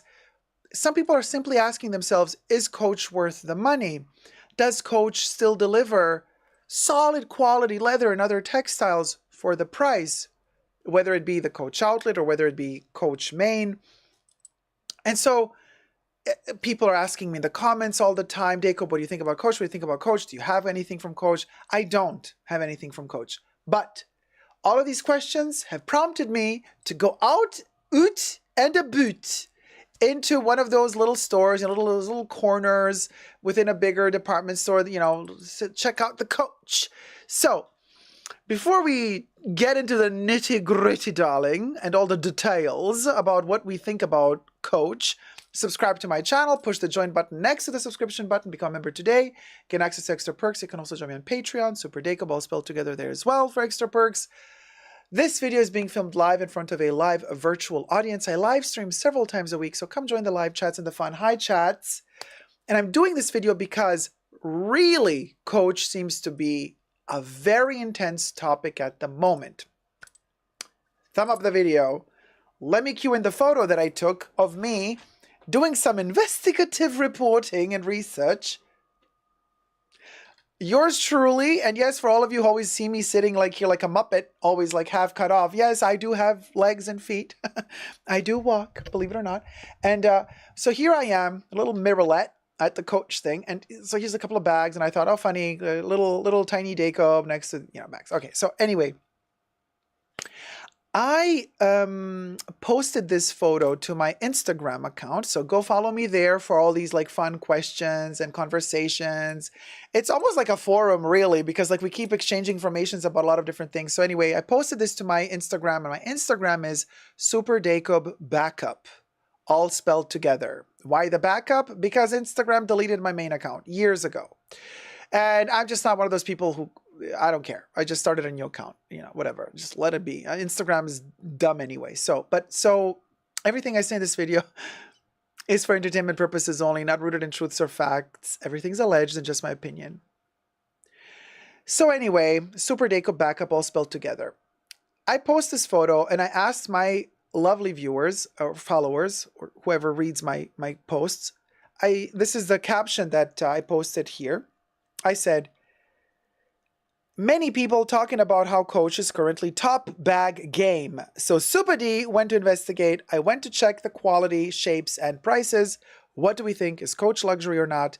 Is it the best bag game for our buck at the moment? Let me know your thoughts in the comments. We'll go. And boy, oh boy, was I surprised. This was a test that I made.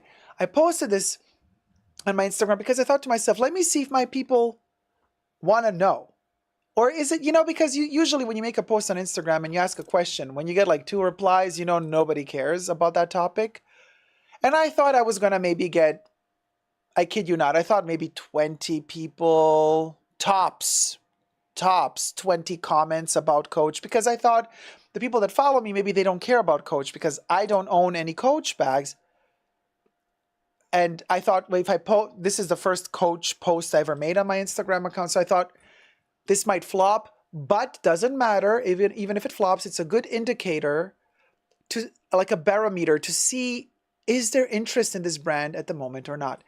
Boy, oh boy, was I surprised, because within just a couple of hours, we almost reached 300 likes and 73 comments. Which, I have a tiny Instagram account, by the way. I'm not one of those influencers that's going to, do the posy mosey and Ferrari cars and, stuff. Really, no. Instagram is supposed to be fun. 73 people commented. So this is the photo, and that's my caption. And now we're going to go through the comments. This is where it gets really interesting. And I think a lot of these comments came in also because Coach at the moment has that ratio between price and quality that seems to be very attractive to a lot of people. On top of that, apparently Coach is delivering not just with a tabby bag. A lot of people are talking about the tabby. Here's a tabby right over there, a little teeny tiny one. But a lot of people are really happy with the current denim, like kind of limited edition seasonal collection, loving the denim. So a lot of people are really into the quality versus ratio price. Some people are not, because some people say Coach is giving always outlet vibes and always on sale, and a brand that is always on sale kind of feels like it's not really luxury. But I'm thinking, is luxury necessarily a high price tag, or is luxury just about a feel and a dream? Let's see what you guys had to say underneath this post. I was shook. In just a couple of hours, 73 comments. So let's get through some of them. And these are all your lovely comments. So thank you guys so much for following me on my Insta and also on YouTube, and for commenting. So Zara Justina, who's also a wonderful lady, also a YouTuber herself, go check out her channel, but also a great supporter and friend to the Fashion Bunker. She said, yes, investigative reporting, LOL, loving the Coach micro and mini bags lately. Plus the reasonable price, here you go, has returned some of the joy of shopping new handbags for me. I found this comment, there's Zara in the chats. I found this comment by Zara really, really fascinating and really on point, because she literally very clearly defines the price is working, the quality, the ratio is working, and the most important factor for me in this comment was the joy of shopping new handbags, because we're not going through those heart palpitations, like with certain brands where buying a new bag, $10,000 and you're like, boy, before I drop 10K for a new bag, it's not just and I get it, Zara. I get what you're saying, because for me it's the same. I'm like thinking, okay, so if I want to buy a new, luxury bag, waiting on that Birkin, okay, fine, and then you got to drop 12K. Is that like, yeah, I want the Birkin, but it does leave a sour taste in my mouth a little bit. Because you know what I mean? It's like, you're not happy, you're worried. It's a purchase that makes me worry. It's not a purchase that makes me exit the store lighthearted. No, the Birkin is a purchase that makes me exit the store in panic mode. It's the purchase that makes me tell the staff at Hermes, please put the Birkin box in a white bag. I don't want anybody to see me exit the store with a huge orange bag. I don't want to get mugged on my way to to the car. Pardon me, and I need to drink some water. You know what I mean? When the bags started costing so much, yeah, a lot of the fun is gone. And I love that Zara said, reasonable price plus cute designs returned some of the joy of shopping for these bags. And when I say joy for shopping for these bags, a lot of people, I've noticed this, I get comments on my channel, people talk about overconsumption, or people talk about, you're just buying luxury because you want to show off a logo. Just to be very clear, you guys, a lot of us fashion lovers, also luxury lovers, but also brand lovers, a lot of us are not buying the brands that we love to show off to you that we can afford them. A lot of us really, really enjoy the history of these brands. We really enjoy the shapes, the smell of the leather, the tactile experience of touching certain materials. A lot of us really have a fabulous time collecting these pieces and enjoying them for the reasons that are completely far away from what you might think are the reasons. And a lot of you think the reasons are, well, just to show off that you got something with the logo on it. Not all of us buy stuff to show you that we got a logo on it. A lot of us love the heritage, love the tactile experience, love the smell. Seriously. So when some of us authentic bag lovers and fashion lovers, or perfume lovers, we really buy stuff for that. For ourselves, not for others. So bear that in mind, okay? When we keep analyzing here. Now here you go. Teresa McGuire commented and says, the Coach Rogue bag I bought a week ago is beautifully made. It's a color block combination of green leather and golden brown suede accents. I got the largest size. It was $1,200 with tax. The quality is top notch. Now that same type of bag, if it were Chanel, it would be probably $8,000. Instead, Terry got it for $1,200. Winnie BLV, how's it going, sweetie? Another wonderful colleague from YouTube. Go check out Winnie BLV's channel. Coach is doing stuff with denim. Winnie commented, Coach is doing stuff with denim right now at a price you can afford. So for that reason, they are killing the game.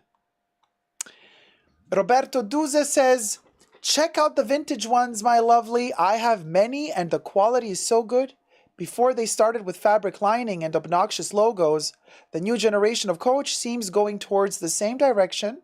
So I'm curious to know your intake.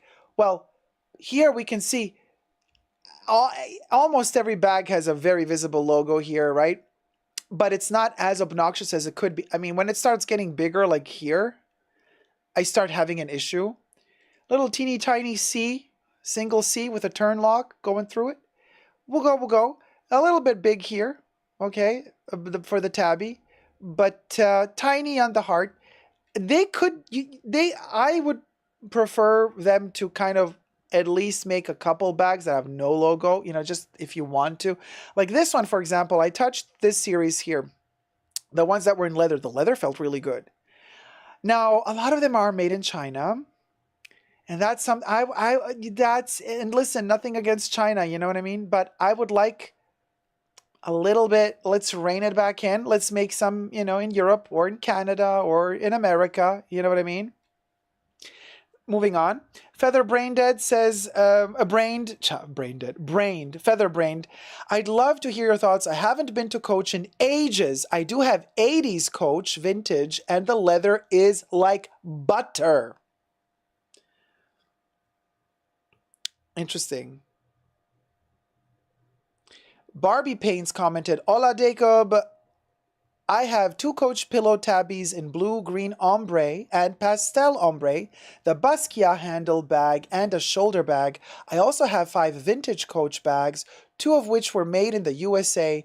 I absolutely love my bags. Love them. I hope you find one you like. Besos, Catalina.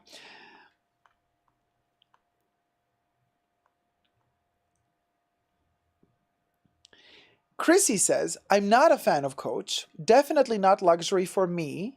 I put them into the Michael Kors category. Do you guys agree? Is Coach Michael Kors category? Because I kind of have a feeling from what I experienced, and this was not an outlet, just FYI. I went to an actual Coach corner shop, not outlet. It didn't feel like most of those Michael Kors bags that are literally plastic, and you can also see a ton of them at TJ Maxx. It for me, correct me if I'm wrong, you guys, it felt more substantial. Like the Coach bags that are here, they felt more substantial to me than Michael Kors. But let's hear what Chrissy has to say. So I put them into the Michael Kors category for people that want to have a logo. Additionally, I feel like they are outlet only products. Even here in Germany, every outlet has a Coach store. I'm not sure anyone has ever paid full price for any of their products. Now, this is an interesting point. Have you guys ever paid full price for Coach bags, or are we all waiting for the sale on every bag? Like, are we only buying them on sale, or is anybody ever buying full price current Coach? I'm not talking vintage. BB says nope. Ellie says I did. Katana says yes. Heaven says, had a large forest green suede. Okay, always wait for sale. Okay, Kevin says, I always wait for sale. Guilty. Carla says, Coach ruins its efforts to become luxury when they send boutique items to the outlets heavy discounted. Miss Jelly says, yes. Patricia says, no. Apple Blonde says, I have. Timocracy says, I have bought full price. Zara Justina says, I just paid full price for the denim tabby. Interesting. So Chrissy goes on and says, additionally, I feel like they are outlet only. Similar to, I'm not sure anyone has ever paid full price for any of their products. Similar to my protein, there are always discount codes. So the actual price of the product is not the one on the tag, but what it usually goes for. Putting everything on sale all the time ruins a brand, in my opinion. Now, I do agree on this last point, because this does, because we've kind of have begun to associate Coach with sale. There's always some reduction available. They have the outlets part of their website as well, and it's kind of like, oh, okay, well, Coach bag. In my head, I always go towards, well, why don't I see a crossed over price with another price next to it? So maybe they are doing a little bit of this to themselves, but I don't know. Sorry, guys. I have a thing covering my screen. You have to cut it here. I'm glitching and I have a thing covering the screen. It says stream, download, and game with the world's fastest. What is this thing? This has to go. Like, seriously, I can't have, like...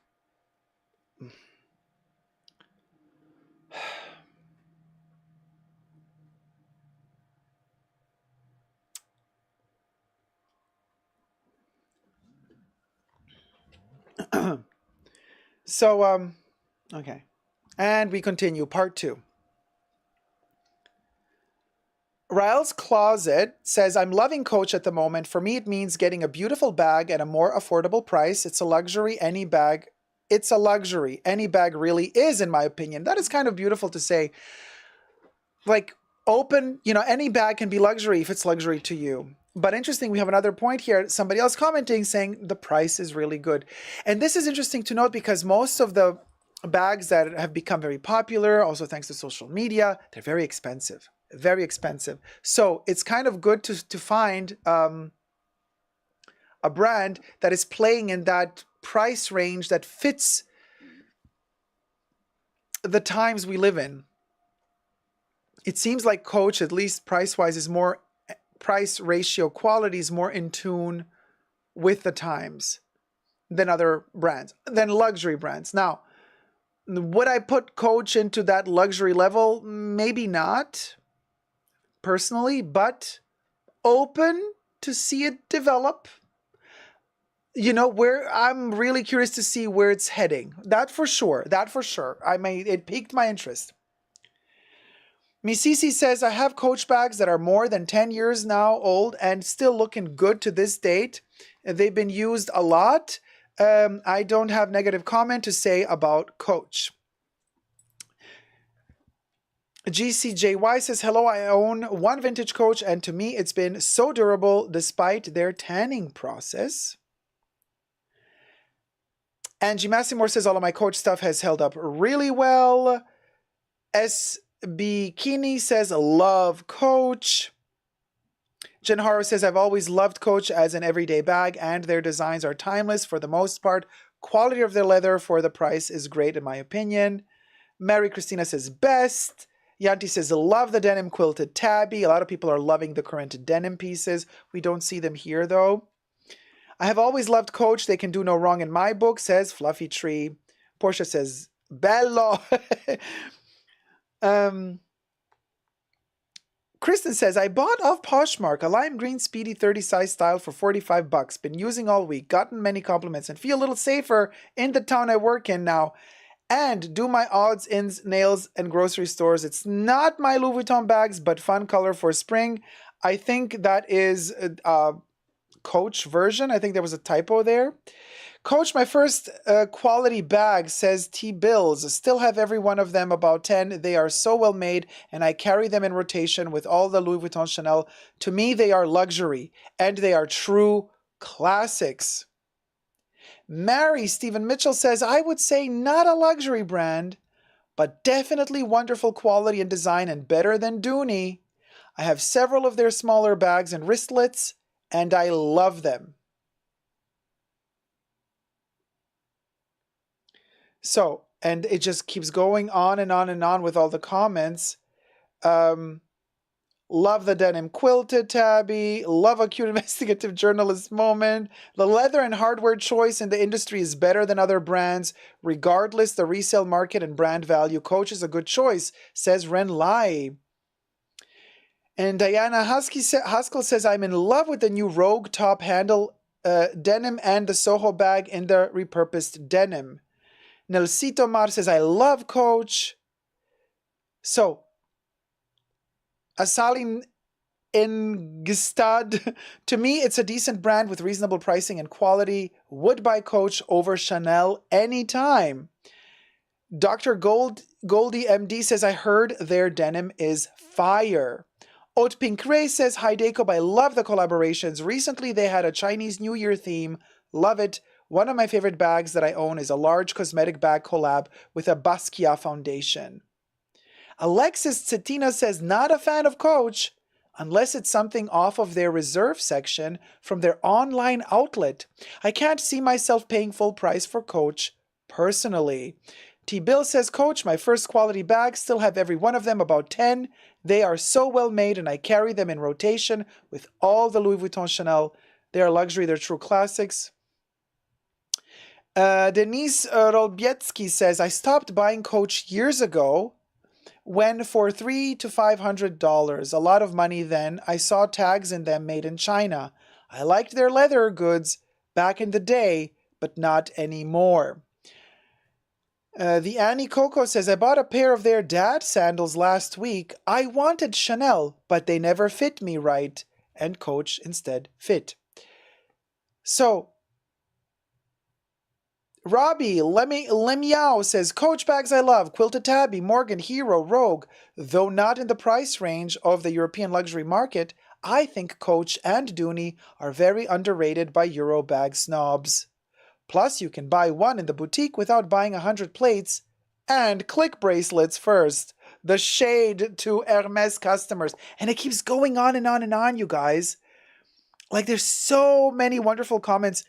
So this is so go check out the rest of the comments under that post on Super Dacob Backup, my Instagram account. You're going to be surprised. I was shocked. So it seems like Coach really hit a nerve of the times currently. It seems like this is the brand where maybe the designs are not the best designs in the world, and maybe having that tag made in China in the bag is not really appetizing when you think, oh, maybe it would be nice if the bag was made in America or in Europe. But the fact that so many people are viscerally reacting to this post shows me that there's something happening with Coach. We have to keep our eyes open.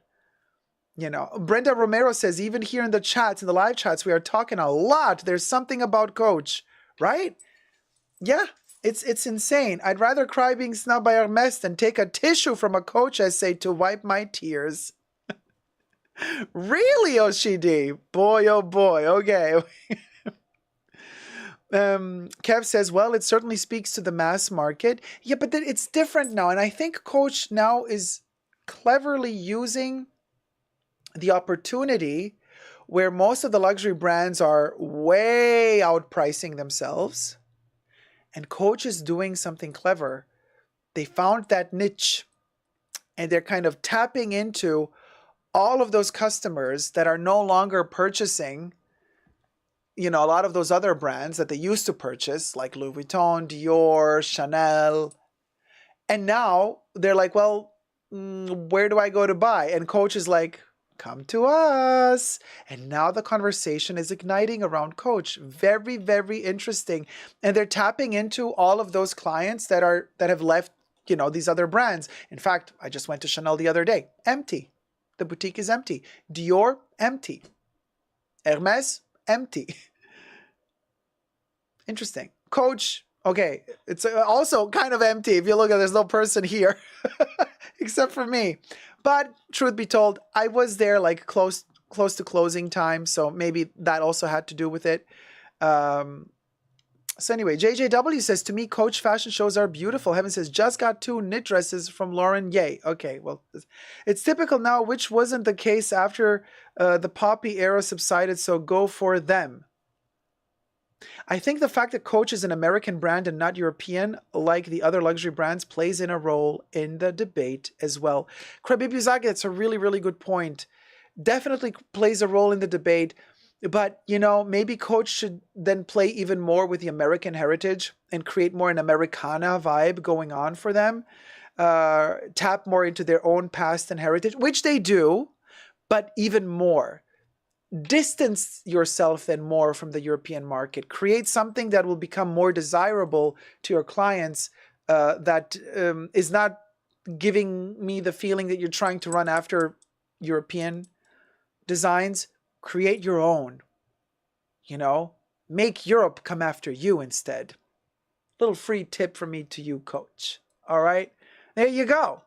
Thank you so much for watching. Let me know your thoughts down below, because this is a topic that really seems to be very, very hot at the moment. I'm super curious to know your thoughts in the comment section down below. I read all of them. Thank you guys so much for watching. Thumb up this video and subscribe. Until next time, never give up on love. Bye. Mwah.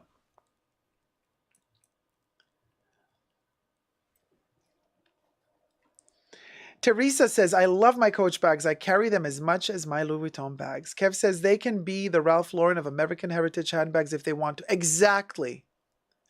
No, please, no Americana. So,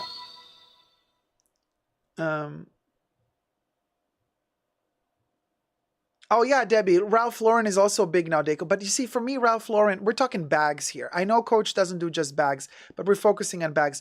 Ralph Lauren, for me, clothing. Different topic. And then we're talking pret-a-porter, we're talking fashion. Ralph Lauren is big, but it's a different topic, completely different topic. We're sticking to bags now. As you can see, I also showed you only a photo of Coach bags. I did not want to go into their accessories.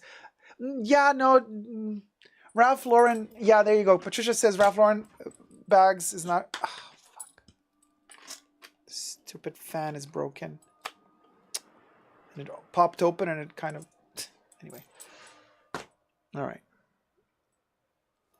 So anyway, okay.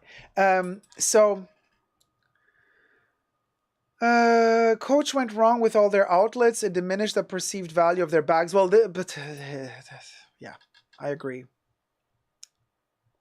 Maybe if Coach uses a big celebrity ambassador, that could sell a dream. No, because celebrity culture is over. I think it's good that they stick to,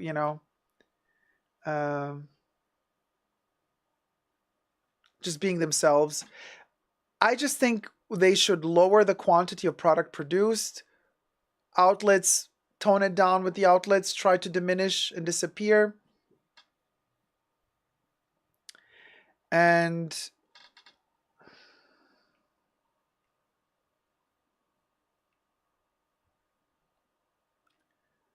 okay, so Oshidi, you've been really negative this whole time. I don't know what's wrong with you. I'd rather get Mark over Coach. That's a fine comment. Coach should put a double C instead of a C. Okay, like, girl, what's wrong? Are you having a bad day? Come on, perk it up. You're being bitey. You're being bitey. I don't know why you're being bitey. I feel it. It's the energy. You're being... Hi, Nina again.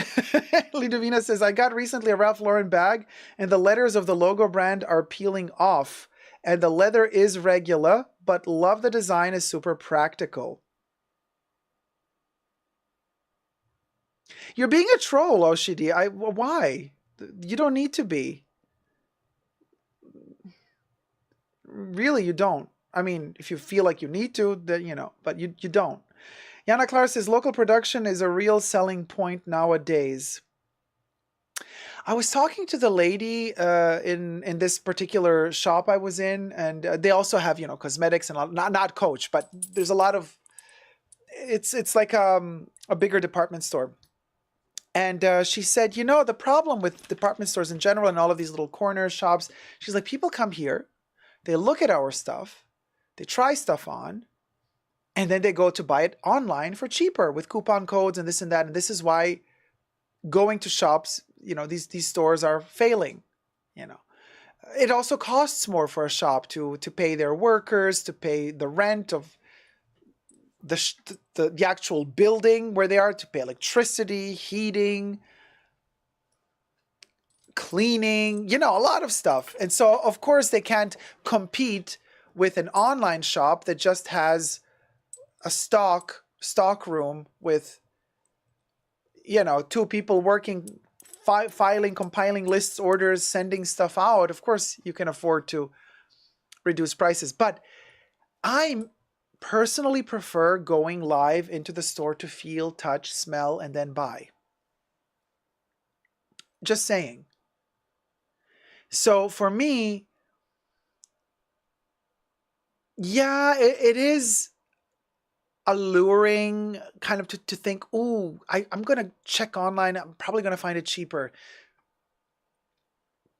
But I'm starting to kind of reset my way of thinking. I'm trying to purchase less. Vivian Westwood. Buy less, choose well, make it last.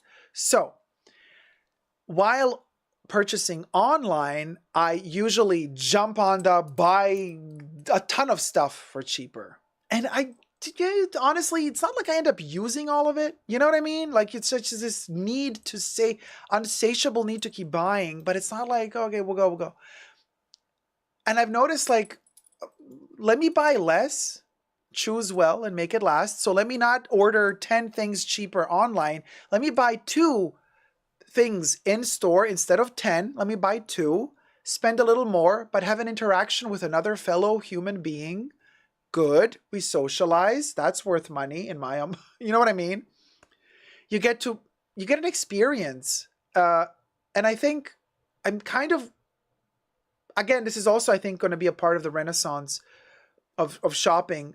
I think people are getting tired of doing the online shtick. I think we are longing again for some form of going shopping in real time and experiencing stuff for real and not just digital.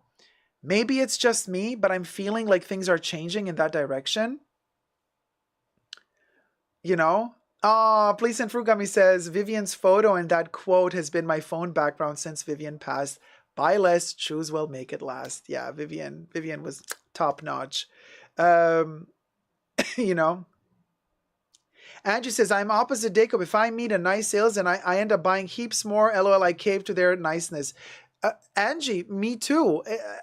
But it's a nice feeling to have some human interaction. I'm the same. If you're showing me some human kindness and emotion, I'm all yours. You win me over, you know. I'm very much like Blanche Dubois from A Streetcar Named Desire, Tennessee Williams. Read the play, book and play. You know, she always says, always confided in the kindness of strangers. And that's the thing. I'm susceptible. I'm very susceptible to the kindness of strangers. And then I end up buying heaps. You know. So there's that. Take it with a grain of salt, if you may. But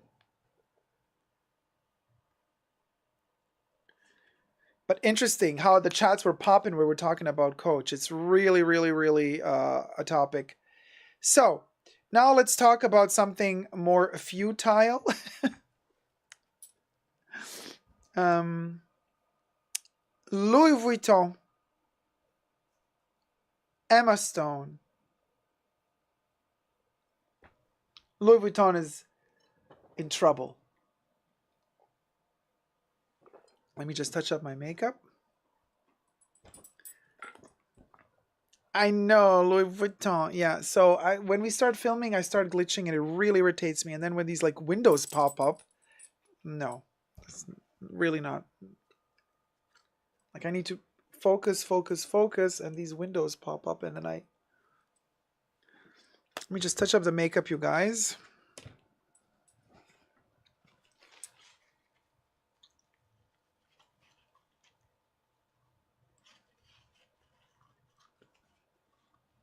And the lippy. I want to add some more of the gloss. Hold on.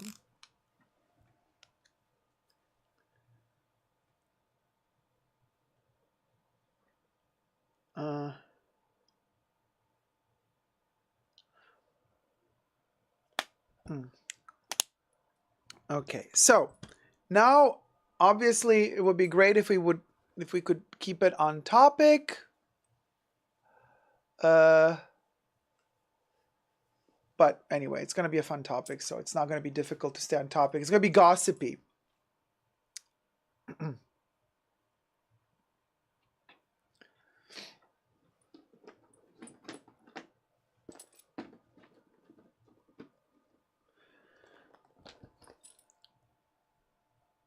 Hi everybody, Dacob here. Welcome back to the Fashion Bunker. Today we're going to talk about Louis Vuitton, the Oscars, Emma Stone, stuff breaking, Louis Vuitton being in shambles. It's all real big drama. The news outlets are covering it. Louis Vuitton, they call it couture, honey, falling apart at the Oscars. Literally bursting at the seams. We have taken that literally. Now, before we get to the nitty-gritty, subscribe to my channel, push the join button next to the subscription button, become a member today, gain access to extra perks. You can also join me on Patreon, Super Dacob, all spelled together there as well. For extra perks, this video is being filmed live in front of a live virtual audience. I live stream several times a week, so hi to all my co-chattors. Here we go. So Emma Stone, by the way, who watches the Oscars anymore? First of all, I don't even know why they even do them. I did not even watch the Oscars this year. I even forgot they were happening. All of a sudden, it was like Tuesday, and somebody was like, Dacob, did you see the Oscars? I was like, no. But did they happen? Oh, they did? Oh, okay. And I really didn't care. Oh, we're like, oh, we're going to watch them? No. But then the news broke that Emma Stone won the Oscar. Spoiler alert. Thumb up this video while you're at it. as Best Actress of a movie I've never heard of. Can you believe? Like, I'm so out of touch. I mean, and I watch everything. I watch TV shows. I watch movies. Like, I'm that person. I like to be on top of things when it comes to pop culture. Well, I never heard of the, what was the movie? Poor Girl? Something like that? Poor Girl? What was the movie called? Never heard of it. So she wins an Oscar as Best Female Lead of the, sorry, I have something of Poor Girl.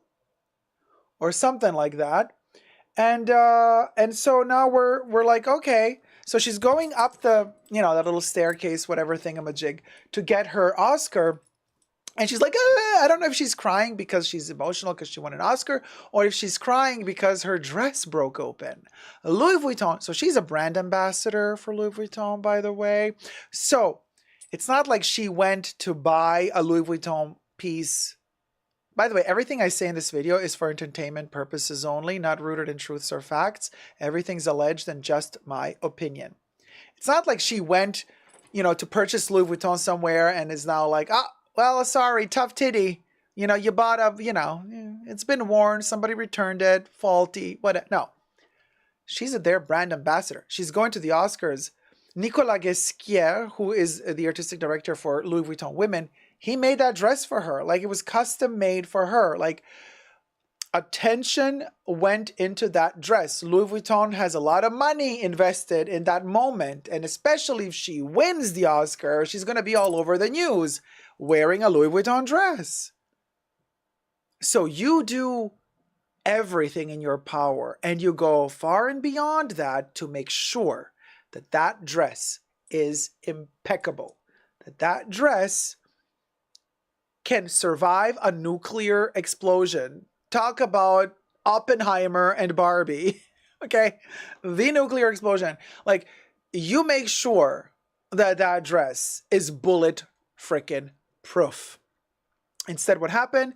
She goes up to pick up her Oscar and is like, oh my God, let me show you the picture. And she is like, oh my God, there you go. So this is before. This is, by the way, the photo that we could use because it was posted on her Instagram. Louis Vuitton also used this picture.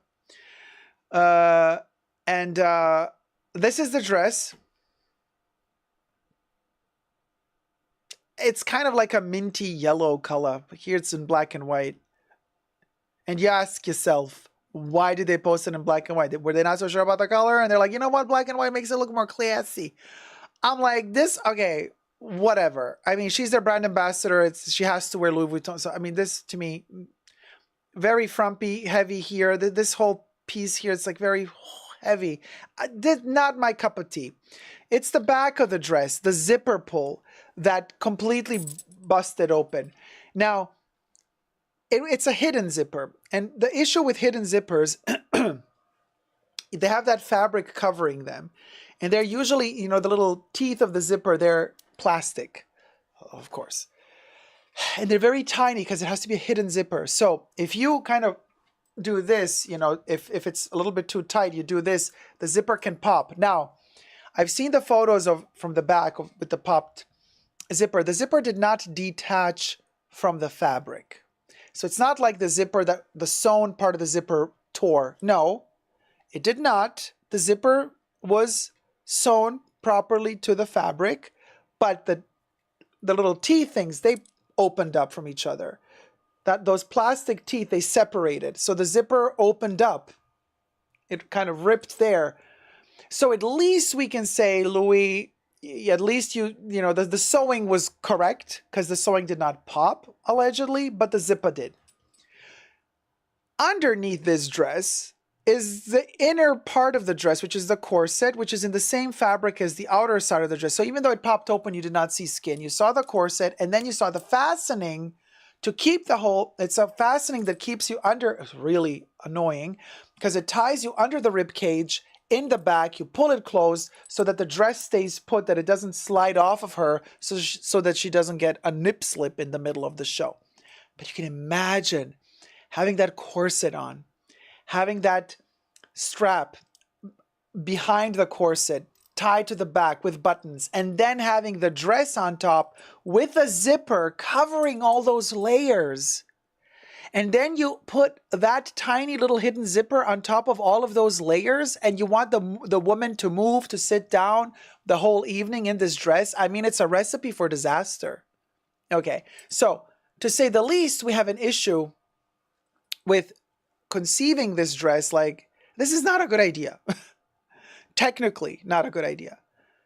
Visually, debatable. You know, I'm sure Joan Rivers would have a lot to say about this thing. Okay, but Joan, may you rest in peace until we get there. And then you're going to have to entertain us. But I digress. Now, people have been throwing shade at Louis Vuitton like crazy. So this is what happened, you guys. So Louis Vuitton posts this photo even after the whole scandal.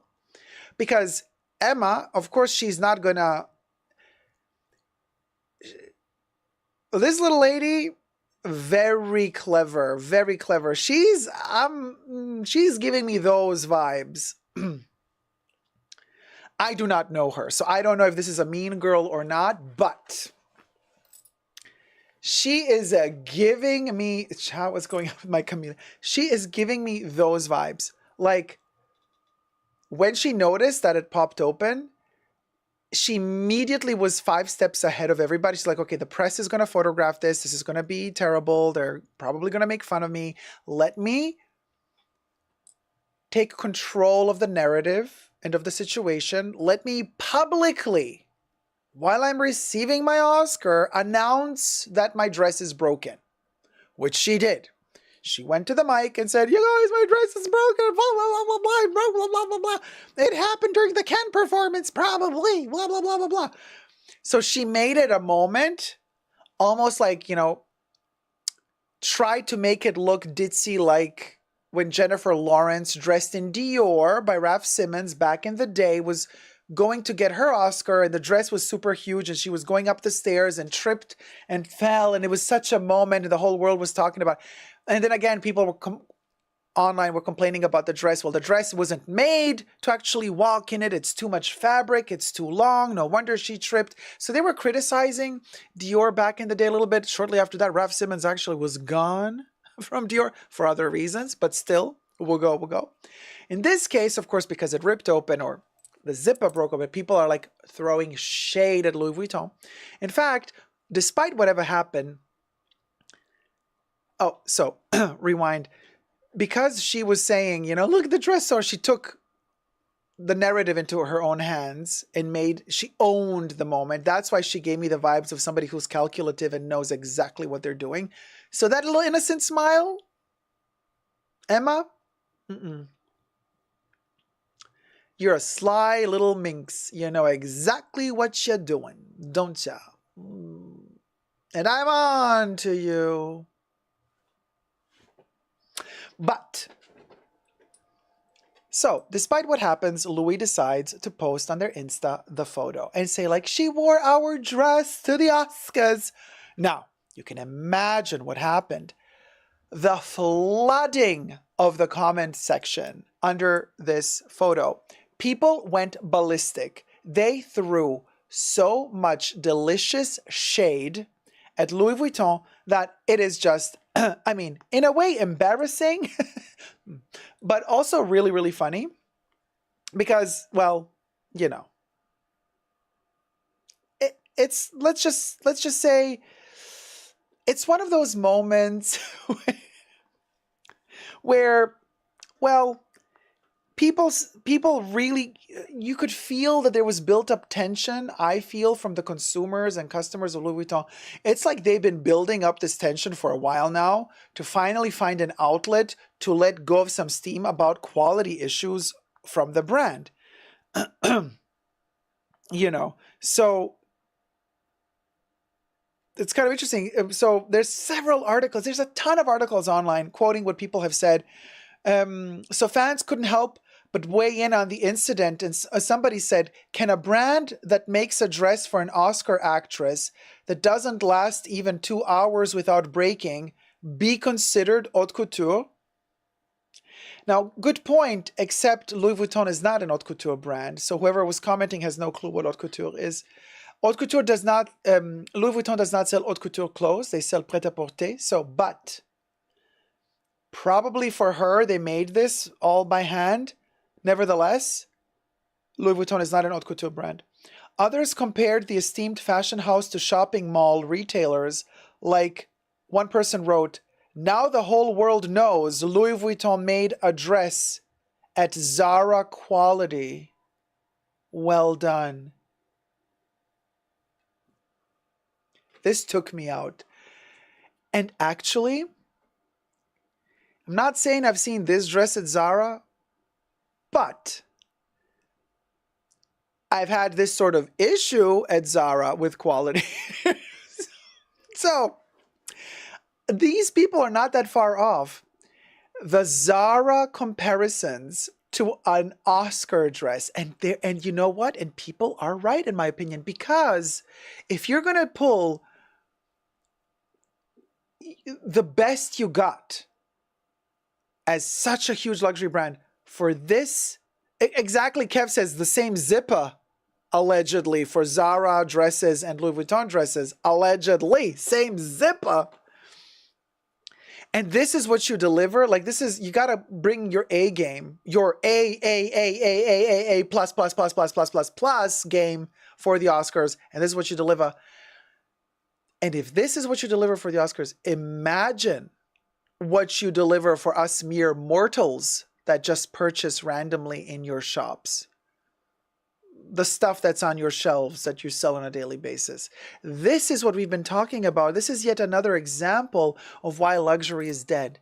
This is a great example, you guys, a great example. When things start failing like this, you know the jig is up, honey. The jig is up. If they can't maintain quality even at this high level of media coverage, it's insane. And they still posted it to their Instagram like, yeah, whatever.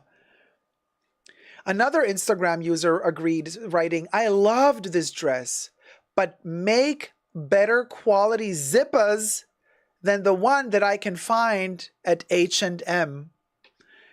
The shade was palpable.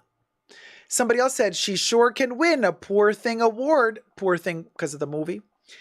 On top of the movie, after what happened to her dress, poor thing. Poor Emma. We love you. One person wrote, shame for the quality. The dress ruined such a special moment. While another person joked, saying, should have captioned, even the zipper is bursting with pride for the win. Wink, wink.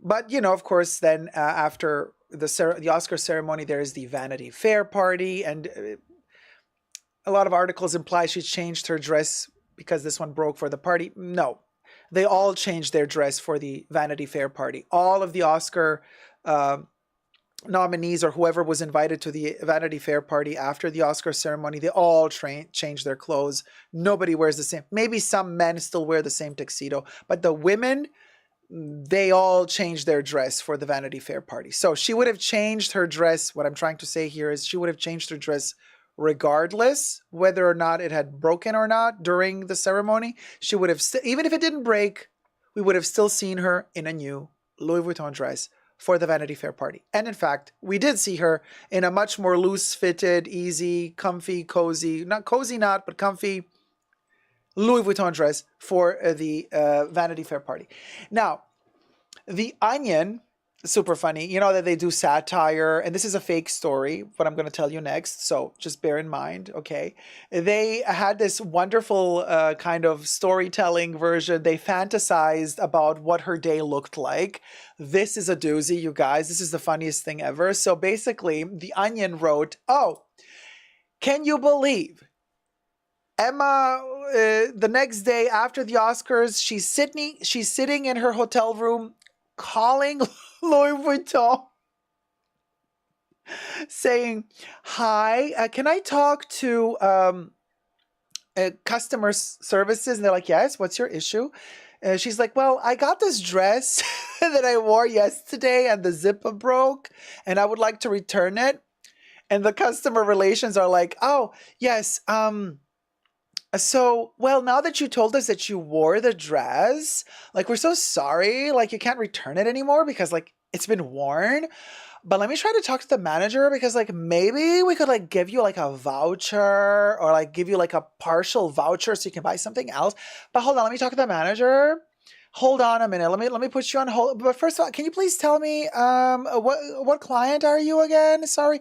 Are you like a loyalty customer? Do you have your loyalty card number with you so we can see like are you a good client or not? She's like, "Hold on, let me find it." So she's going to her purse trying to find her loyalty customer.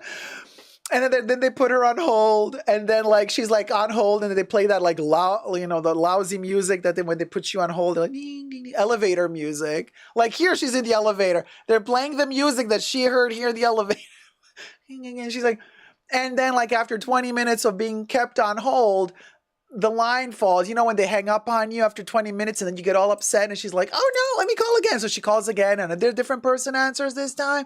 They're like, "Hi, how can I help you? Vuitton customer service, how can I help you?" And she's like, "So I got this dress. I wore it at the Oscars yesterday." They're like, "Oh, how lovely. Where did you get it from?" She's like, "I got it from you."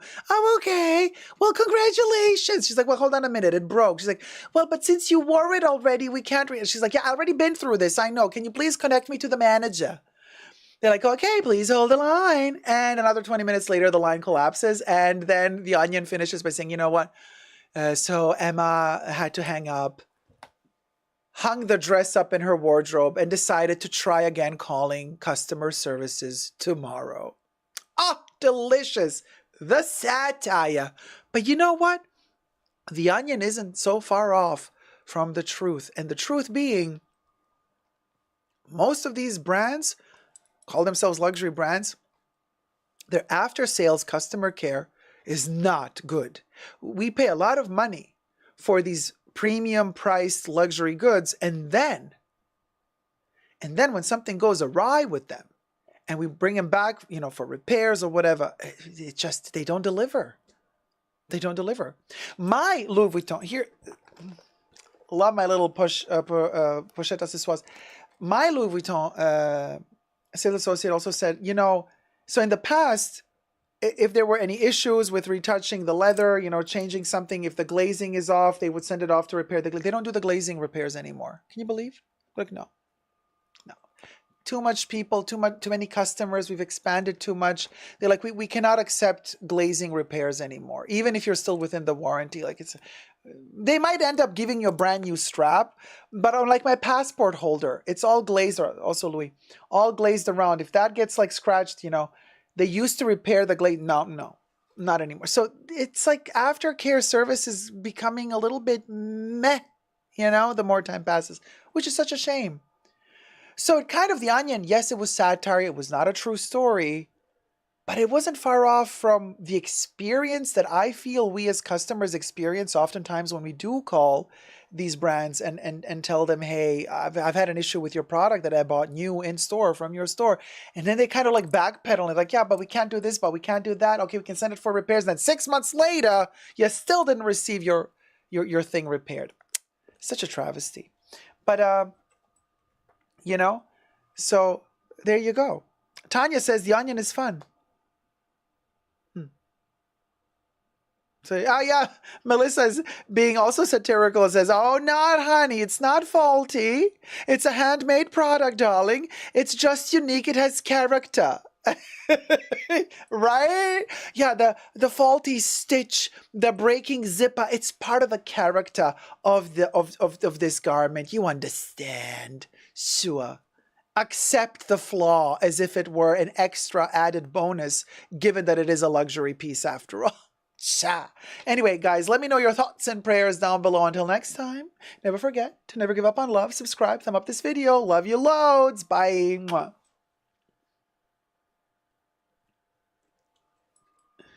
So that was a moment. A moment for the moment.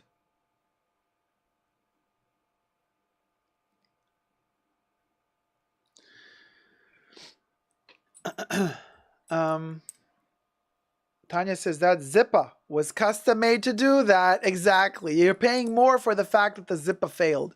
Hi, Adrian of Sydney. My Abraza wallet was repaired, glazing. Then I sold it off because I don't want to deal with it when it repeats. Oh, I see. Well, lucky you. Lucky you.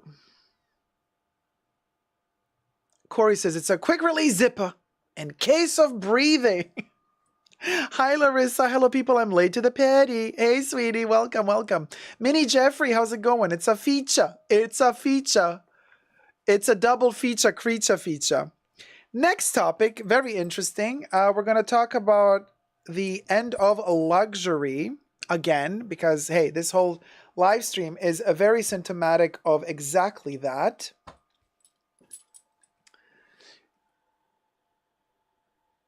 Yeah, Louis Vuitton is not luxury, right? I know. Oh my God, my nose is so itchy. Don't do this at home, you guys.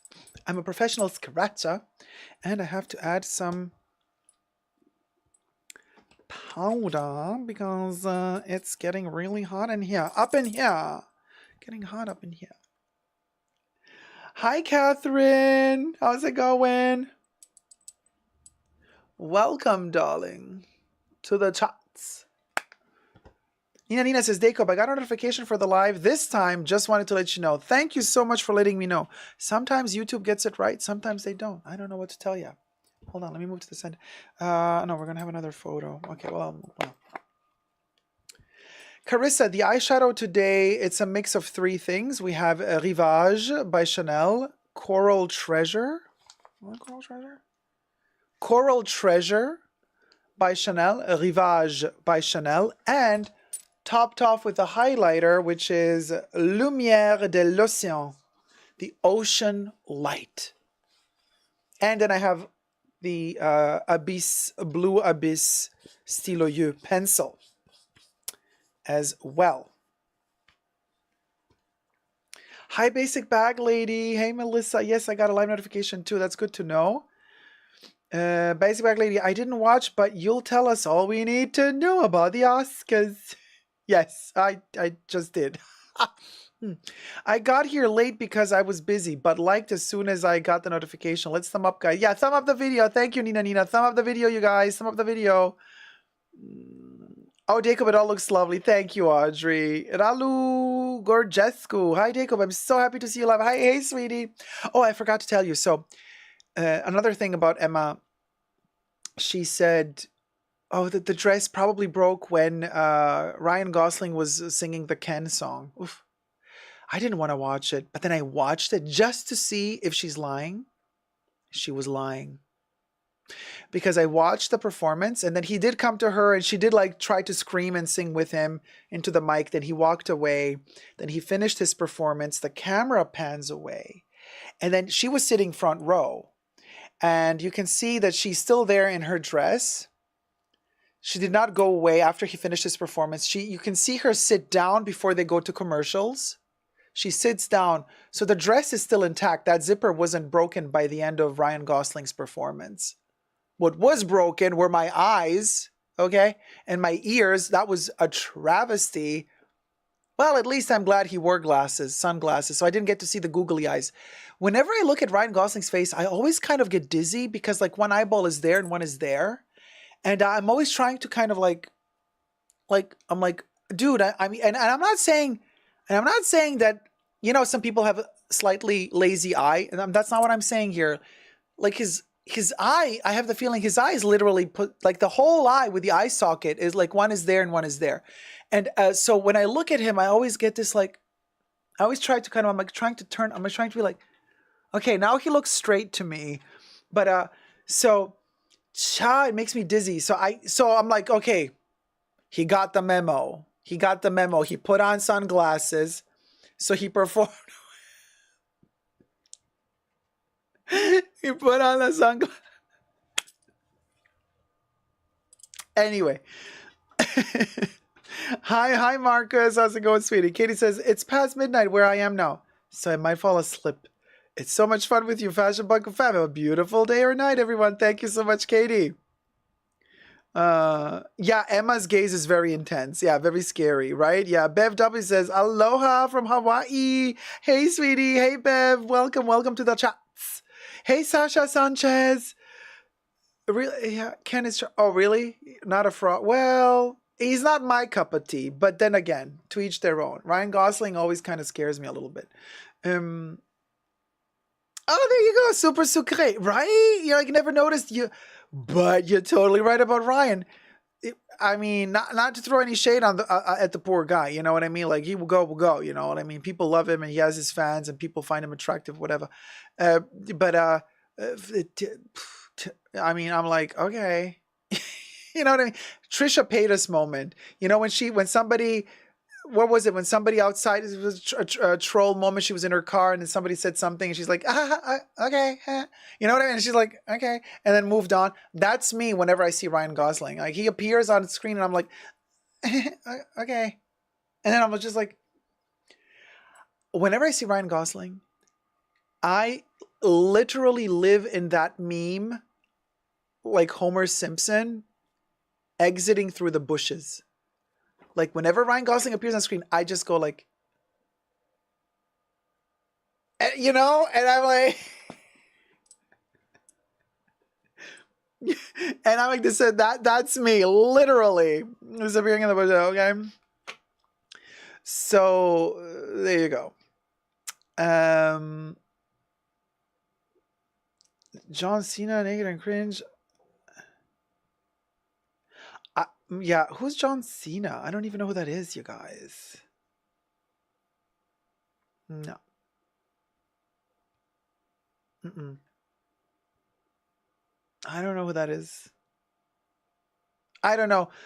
But these celebrities, I'm still trying to recuperate my soul from Drake whipping out whatever that floppy hose was in his private jet. That was not pretty. I'm still recovering from that, and I'm just like, please, oh Lord, do not let another celebrity film themselves with their schlong and leaking it to the world. Really, we don't need to see that. You know, yes, we're all curious to see how all of these people's dangly bits look like, but then you see them and then you go, now I know why they say curiosity killed the cat. You cannot unsee it once you've seen it. Heaven, you're thirsty. Babe, you're thirsty. You're thirsty. Heaven is like, well, every schlong is a goal. No, it's not a me. He really did it, y'all. He really did it. Drake. He whipped it out. We would stay to play the flute, though. Mahora, you would play that flute, wouldn't you?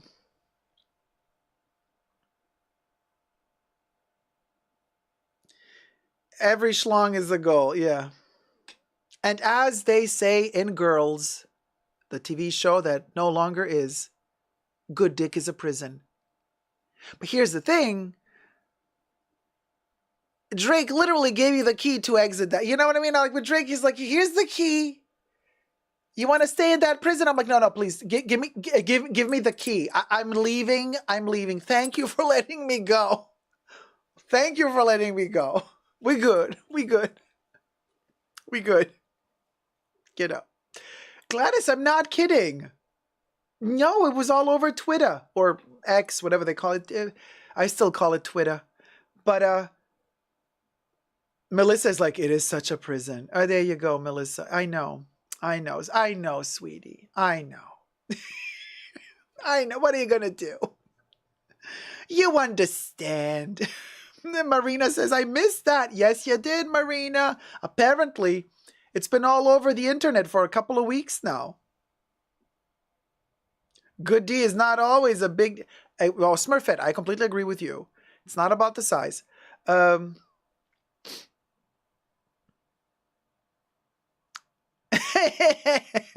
Heaven is all about the gray sweatpant pics. Oh boy, Katana says, was it part of his music video? No, it was just something he was filming, having fun, but he was like, but the memes, honey.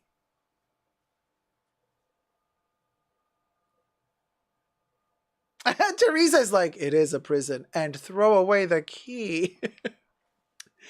Oh, there you go. Heaven saw it. Dacob, do you have a celebrity crush? Oh, Zeitgeist. Yes, I do have a celebrity crush. But Mahora is going to laugh because Mahora doesn't like. My celebrity crush is Tony Ward. Tony Ward and a... Yeah, Tony Ward. Tony Ward. That's it. And Mahora thinks he looks like a rat. Whatever. I don't care. You know, you can have Drake, Mahora. I'm sticking with Tony Ward. Thank you. Thank you. Yeah. And I mean also a younger John Malkovich. You know? Not Tony Ward, the designer. Ew. Tony Ward, the actor. Oh, Zeitgeist. How predictable. Henry Cavill? Really? Girl. Which Spanish actor, Brenda? Yes, Heaven. Tony Ward was in Madonna. Well, Tony Ward before he was Hustler White in the Bruce LaBruce movie Hustler White. Love that movie, by the way. Which Spanish actor, you guys? Oh, Jeremy Irons, also, yeah, also cool. Benicio del Toro, no. No. No. No, not Benicio del Toro, no.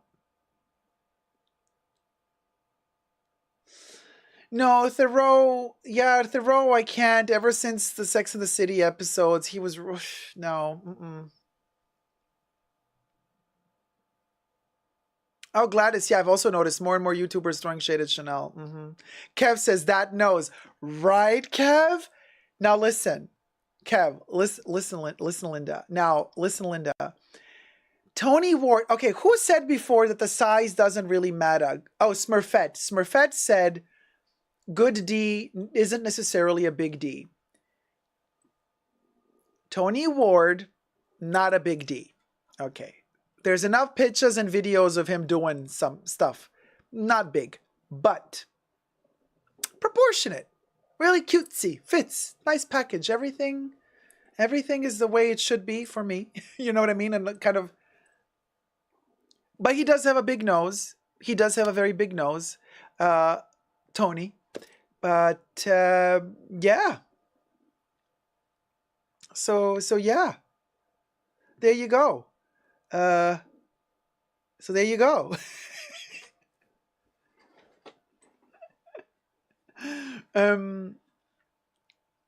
Gladys says Coco Chanel must be crying in heaven. Wait, why? We always end up talking about wieners, says Debbie. That's because we are all winners. See what I did there? You can sit on the nose instead, says Mahora. Kev says, I can see the charm. Thank you, Kev, right? Yeah.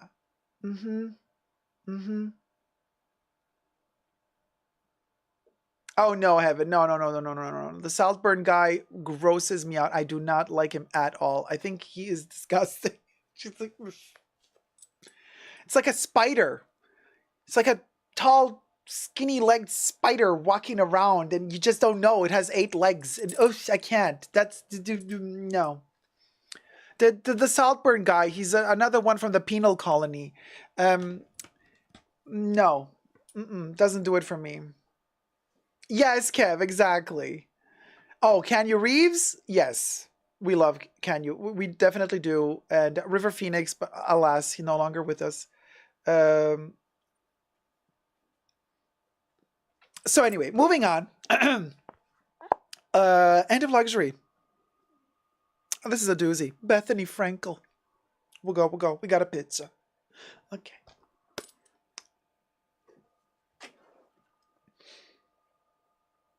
You guys, branded bags are over. it's it. It's over. It's the end of an era. You know, the death of luxury, the end of luxury, yet another chapter. Yet another chapter. And to add to the never-ending list of receipts to prove our point about the fact that luxury is over, who joins the ranks of the discussion to prove our point even further? None other than our TikTok famous Bethany Frankel. You best believe. I'll post the link down below to the lovely lady's TikTok account. Go follow her there. Not that she needs any promotion because she's already famous. But you know what? We'll go. And subscribe to my channel while you're at it. Before we get to the nitty gritty, push the join button next to the subscription button. Become a member today. Get access to extra perks. You can also join me on Patreon. Super Dacob all spelled together there as well for extra perks. This video is being filmed live in front of a live virtual audience. I live stream several times a week. Come join the fun. Come join the chats. Hi to my live co-chatters. So, Bethany Frankel posted something to TikTok. Let me show a picture of the lovely lady. Hi, Bethany. The end of a luxury handbag. Why did I want to say it as if I was like from South Park? Handbag. Or handbag. They killed Kenny. Oh no.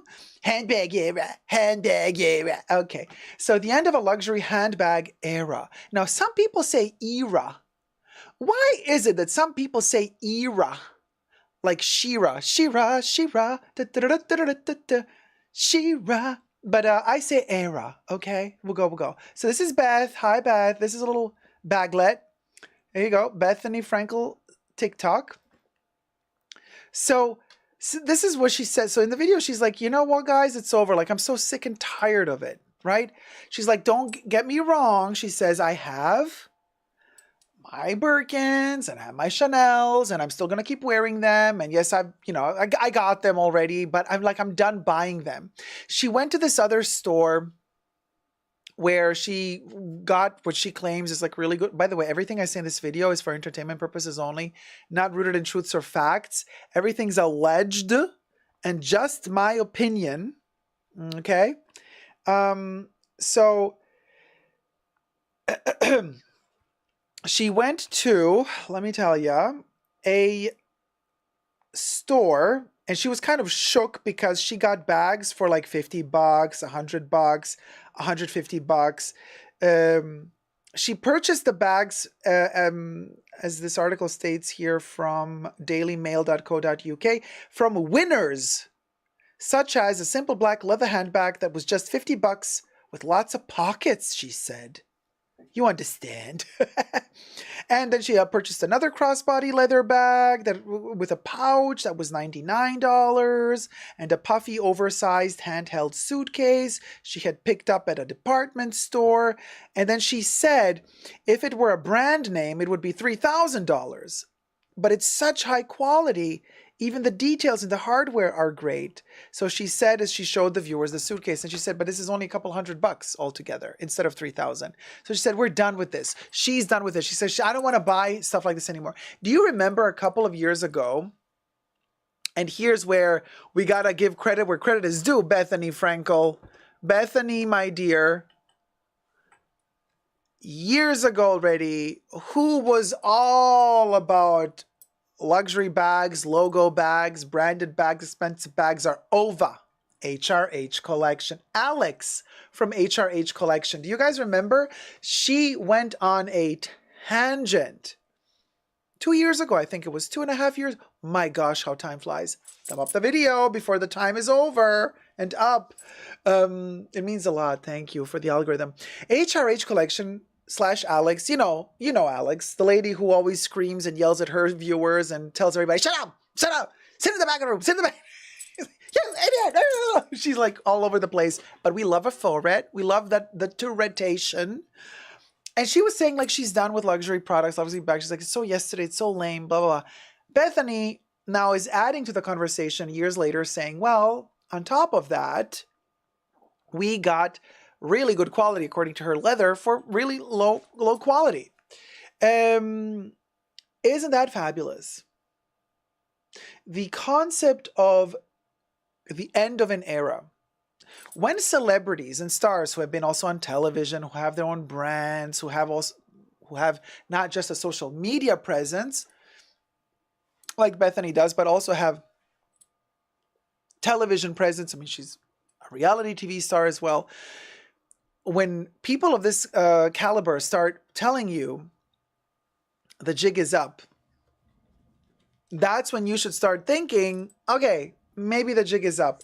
She does have a point there by saying, and she's honest, and she says, okay, you guys, I mean, I have it easy because I have that money and I already bought the big bags, but I don't want to keep buying more.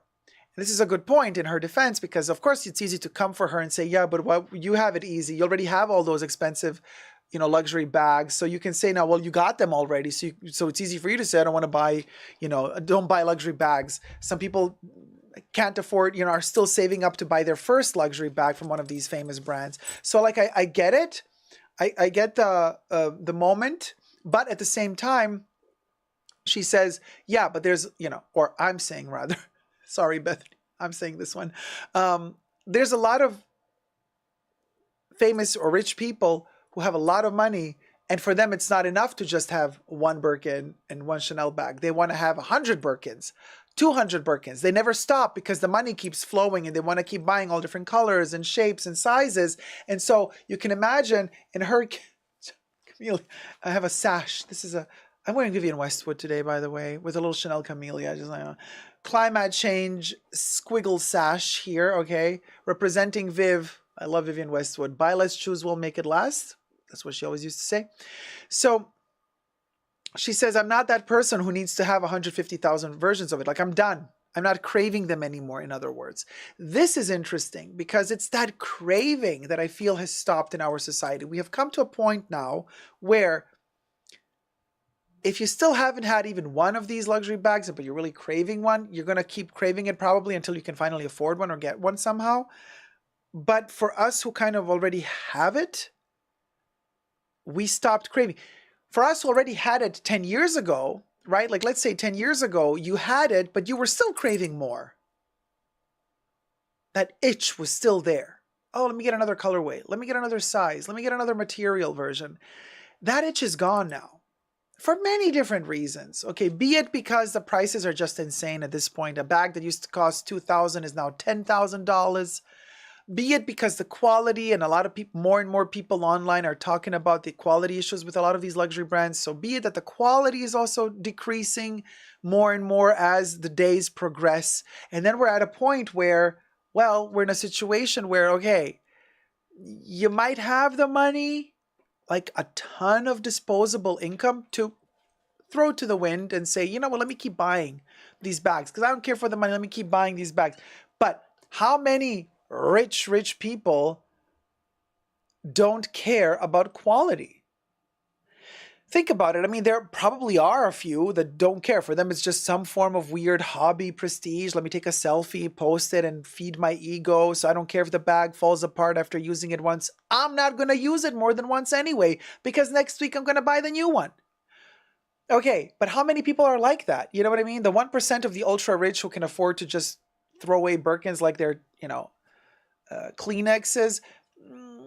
Okay, but like at a certain point, you start buying bags. I'm not talking about Hermes, which still has good quality, but everything I say in this video is for entertainment purposes only. Not rooted in truths or facts. Everything's alleged, just my opinion. Imagine like certain bags, like from Chanel, for example. I've had to return several because they were literally peeling. The leather was just that bad, okay? After wearing them for 20 minutes, not 20 years. How many rich people are going to be like, yeah, I don't mind. I just want to show off that I can afford it. A lot of rich people are not going to play that game for much longer. The nouveau riche, perhaps, but even they're catching up. And once the whole world starts saying, hey, this is terrible quality, this is super lame, this is super cringe to own, even those nouveau riche are going to try to look for something cool to spend their money on so that they can keep flexing that they got the money. They're going to want to flex on something that's not cringe. You see what I mean? If these luxury brands become cringe, the nouveau riche are not going to want to buy them anymore. So there's that. So Bethany's definitely onto something, and more power to her, with all her fame and glory, to be professing such things. Because, a person of her level, or other, famous people, they have brand deals, brand endorsements. They don't want to make content like this that is not advertiser friendly, because this makes you a pariah. This makes you an advertisement pariah because brands are not going to want to come to you to pay you big money to advertise their product if you have a track record of bashing certain things. So the fact that she's coming out with this is actually really, really groundbreaking. And also, well, it takes some strength and courage. It's quite courageous in my opinion. So Bethany, I love that you did that because I found it personally courageous. Well, there you go. Let me know your thoughts down below. Very simple video, but just yet another example of the fact that luxury is over. Luxury bags, the end of a luxury handbag era or era? Let me know down below how you pronounce it. Love you loads, love you totes. Thumb up the video and subscribe. Never give up on love. Bye. Mwah.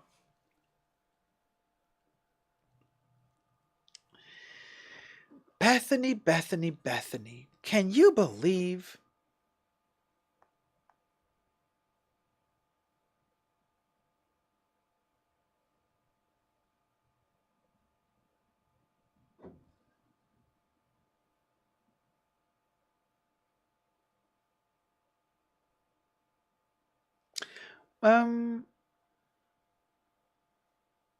We got 229 likes, you guys. Let's get to 300 likes.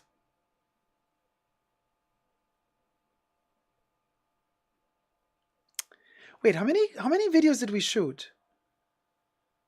Oh. Okay, I made a mistake here. We shot 4. All right. Well, no, yeah. Okay, good.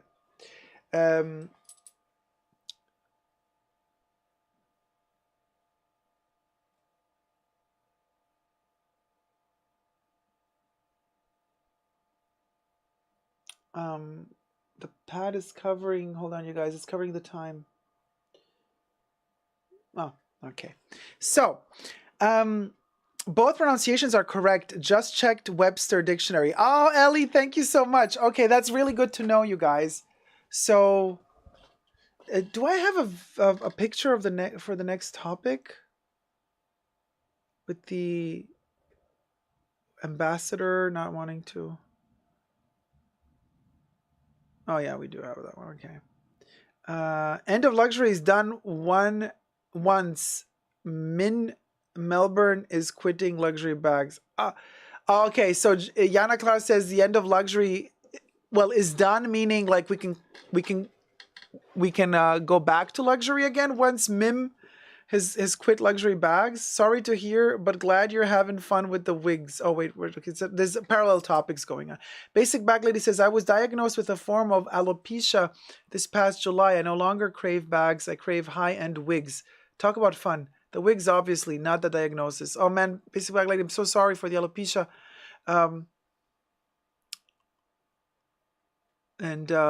But high-end wigs are very fascinating indeed. And you can also play with it. You can also have a lot of different colors and experiment, have the fun one and have the serious one as well, obviously for serious situations, but then also have a fun one for, I don't know, for that time, for those moments, for those occasions.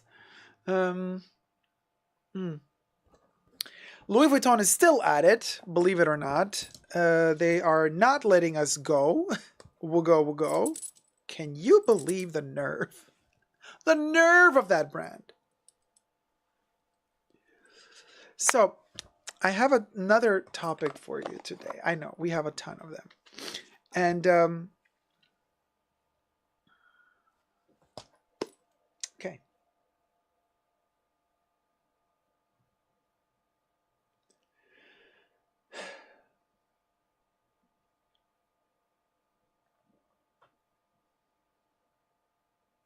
Hi everybody, Dacob here. Welcome back to the Fashion Bunker. Louis Vuitton with shenanigans again. And this time we have brand ambassadors being celebrities. The celebrities being part of celebrity culture, selling us the product. A lot of luxury brands pay big money to celebrities to wear their clothes at special events like at the Oscars, award ceremonies, or to sit front row at their fashion shows. And then sometimes, they would create this special deal, like special extra little treat for their VIP customers, for the really, really, really big spenders that are also invited to the show, sometimes they would have like this special deal, where the VVIPs would get a chance to come backstage after the show is done and get to meet and greet certain celebrities. Celebrity culture, in other words. Now, in another video that I've shot, we were talking about celebrity culture also coming to an end in many ways. But many luxury brands still rely on celebrity culture to sell and to move inventory. Before we get to the topic, subscribe to my channel, push the join button next to the subscription button, become a member today, get access to extra perks. You can also join me on Patreon, Super Dacob all spelled together there as well for extra perks. This video is being filmed live in front of a live virtual audience. I live stream several times a week. Come join the fun, come join the chat, thumb up this video. Hello to my co-chatters. And let me cue in the person at hand. Now, this is a very famous actress from, I think, China? Or, I'm not so sure. It's an award-winning actress called Zhu Dongyu. Pardon me if I butchered the name. And she is brand ambassador to Louis Vuitton. And she was invited to the show. And she was, well, apparently, everything I say in this video is for entertainment purposes only, not rooted in truths or facts. Everything's alleged and just my opinion.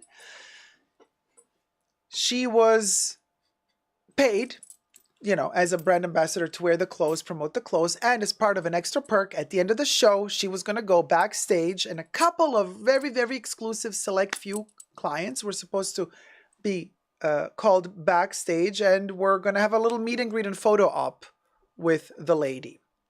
Now, she's very popular, and my apologies for not knowing who this is, but apparently she won a ton of awards. She's very, very young, and she won like 3 of the major awards that you can win in China, and for acting.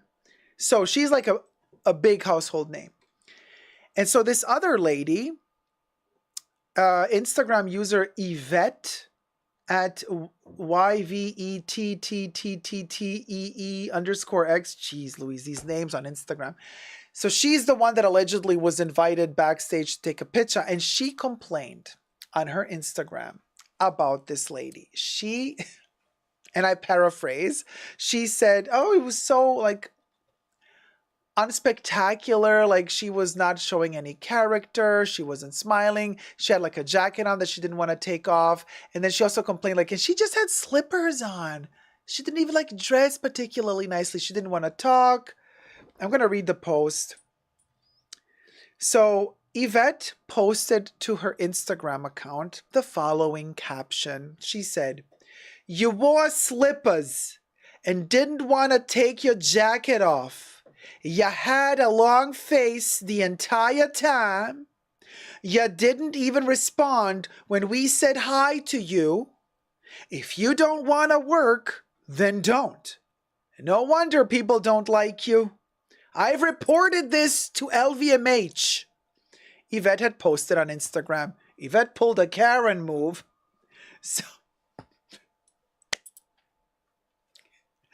by the way, this is you see Nicolas Ghesquière. This is the same type of corsety dress that Emma Stone wore for the Oscars, but like hers, this looks like leather, but hers was the one that broke open in the back. I'm like, oh boy, let's hope this one doesn't pop open either. But so Yvette posts this to her Instagram. And then, well, now the post is deleted, apparently, no longer there. But this was picked up by netizens. The post went viral in China because somebody in China picked it up and started sharing it. It went viral, 130 million views.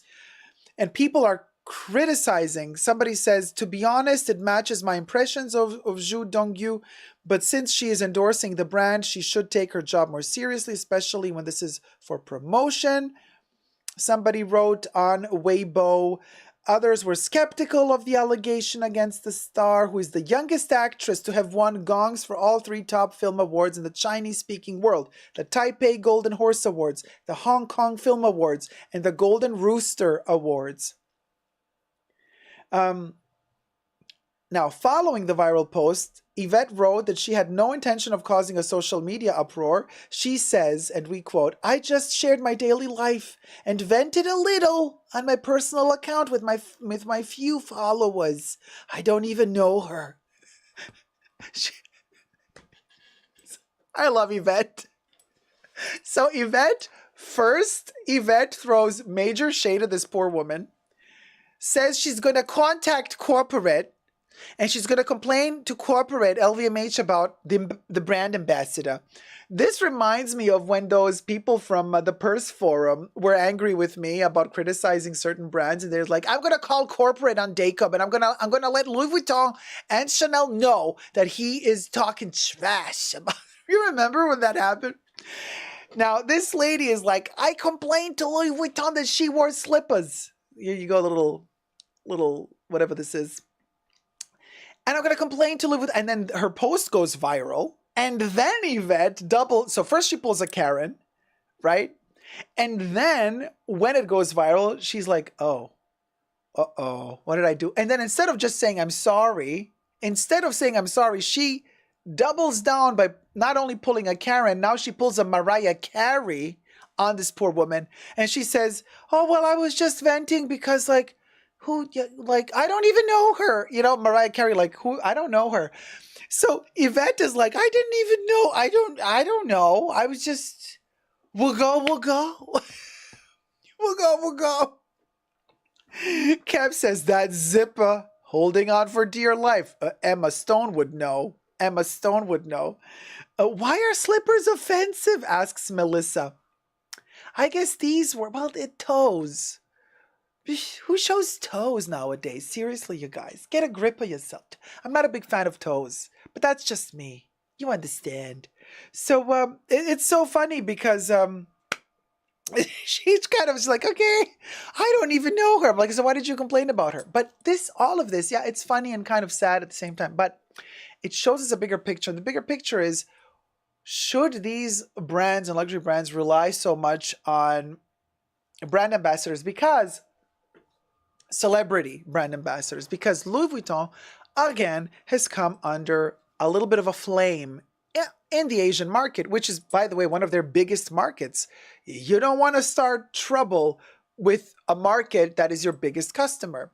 But a lot of people apparently are allegedly kind of angry at Louis Vuitton because they're saying, like, "Well, you can't, like, what are you doing? You know, like, treat your customers with respect. If you're going to hire somebody like this, brief them properly. Tell them to smile in the right way. Tell them to be cordial, to be, you're paying them a lot of money. They should be nice and polite. They should have at least a little bit of, if she's an actress, then she knows how to act. If she knows how to act, and from what I gather from this article, it was just a handful of clients that were allowed to even take pictures with her. I'm not saying that there was like 200 people staying in line after the show and then she got tired, poor thing. It doesn't look like she eats a lot. Not to me. Maybe she was just under-sugared, under-carbed. Maybe she was about to faint. You never know. You know how much pressure these people are under, like these young chicks that, have to look a certain way, skinny and this and that. Maybe she was just hungry, poor thing, and had no more energy left to smile. It happens. So you never know who's putting her under what sort of pressures. So you know what I mean? But it's typical. It's always women judging women, isn't it? It's always the women judging the women. It's always the chicks coming for the chicks. Instead of like being worried for her, look how skinny she is. Look at these little tiny bony fingers. Like I would be like, "Oh my gosh, like, do you need a chair?" Or jet lag, says T-Pel. Yeah, she maybe flew in from China to Paris and is now just like completely discombobulated, and they just threw her into this tight corset, makeup, and they threw her onto the runway and sit and watch the show and then like take pictures with people. Maybe she was completely like, "Who am I? Where am I?" Maybe she pulled a Carey on herself. Mariah Carey on her own self. She's like, I don't know myself. I don't know her. But it's so, this is the thing. But so people are complaining right now in China. They're like saying, like, Louis Vuitton, you should have done better, zoom better, zoom better. You're hiring a person, a celebrity, well, to also not just represent the clothes, but also to represent the brand in front of these VIP clients. And then the VIP clients don't feel treated right. So how much should luxury brands still rely on celebrity endorsements? It's a legit question. I personally am sick and tired of seeing it. Sick and tired. You know, like, oh, okay, here we go. Yet another picture of, I don't know, random people. Random people, they're famous, but like, I don't want to see Emma Stone in Louis Vuitton. That doesn't sell the brand to me. It makes me, I don't need to see Rihanna going out with 50 Speedies to advertise for the Speedy. I really don't need to see that. I don't care for that. Any really celebrity. And also what I really don't like, really, I don't know if let me know in the comment section if this is also you, but it's definitely me. When somebody in a luxury boutique, I'm like looking at a piece random. I'm just like looking at something. I'm like, maybe it fits me. Maybe I want to buy this. The worst thing that can happen, I kid you not, the worst thing a sales associate can do is tell me, oh, this piece is great. By the way, also this celebrity has it. Like, as if that made the, like, now you have to buy it because, like, look at you, you have the same taste as this celebrity because this celebrity also got it. So you got good taste because you're touching the same bag that the First of all, what the hell? I hate when they do this because honestly, first of all, that celebrity probably did not pick that item. It was given to them by the marketing team and they just, you're paid, bitch, wear it. And take photos with it. Done. Or we're going to take photos of you with it. So first of all, the sales associate trying to make it sound like, look, even like the famous celebrity has the same piece. So you understand. So you should get it too. I'm like, okay, no. You telling me that the celebrity has the same piece actually makes me not want to buy the piece. And more people are waking up to this. And more people are also becoming like this. Like, the jig is up. We're no longer infatuated with celebrity culture. You know, those times are over. I don't want to see, you know, Vogue entering in somebody's, or what MTV used to do. Here's my, welcome to my crib. And then showing me a 5-story mansion, a Malibu beach and crystal chandeliers and everything. And it's just like, look at me. I'm so fabulous. And like, you think we're dreaming about that because like, I'm sick and tired of it. I really, I don't want you to, oh, you make me, first of all, you make me feel like, oh my God, I don't want to be like that loser because for me, celebrity culture is loserville for the most part. There's a handful of celebrities that I actually respect for their art, not for their fame. Because they're either good actors, actresses, good singers, or whatever, writers, poets, but not because they're famous. Okay? First of all. Second of all, you really, so talk about aspirational attitude. Get my merch, the aspirational merch at www.superdacob.com. Available in all sorts of lengths, colors, shapes, darling, and not just clothes, but also mugs and the good stuff. But it's the aspirational aspect of it. You know how luxury brands say, oh, the aspirational client. In other words, they mean the poor client who can't afford the big ticket items, so they can only buy a little wallet, a little card holder, little twilly. So this is how you make me feel. Like you're showing me this celebrity that is a multi-million-dollar worth person, and they have a very expensive lifestyle, and then you're telling me, look, and if you buy this bag, like this is the bag that the celebrity wore in the photo, so you can be like that celebrity. Honey, I'm not like that celebrity. I don't live that lifestyle, and you telling me that by buying this little baglet, I'm going to live that fantasy of being that celebrity. That is just the most cringe and sad thing ever. It's like really, it's sad. Like, it's really sad. Like, it's really, really sad. And it's embarrassing. It's embarrassing for the sales associate to say such a thing. But it's also embarrassing, like, for the customer. You know what I mean? Like, what are you trying to tell me? Like, you literally, as a sales associate, you're telling me, like, you know, buy this baglet because, like, also, like, some celebrity wore it. Like, what are you trying to tell me? Like, did I'm the loser? Like, oh, you poor thing. You can't afford anything else. You can't afford the villas that that person is living in. You can't afford the private jets that that person is living in. You will never be invited to those rich jet setter parties that that celebrity is invited in. But guess what? Guess what, loser? You can wear the bag, the tiny little baglet that that celebrity was paid a lot of money to wear in an ad campaign. They were paid to wear it, but you idiot, will pay. You will pay to wear it too. They were paid to wear it, but you will pay to wear it. Period. It's really, I mean, you guys. Major turn off. Serious. Yeah, Smurfette, thank you. Smurfette says major turn off. I'm telling you, y'all.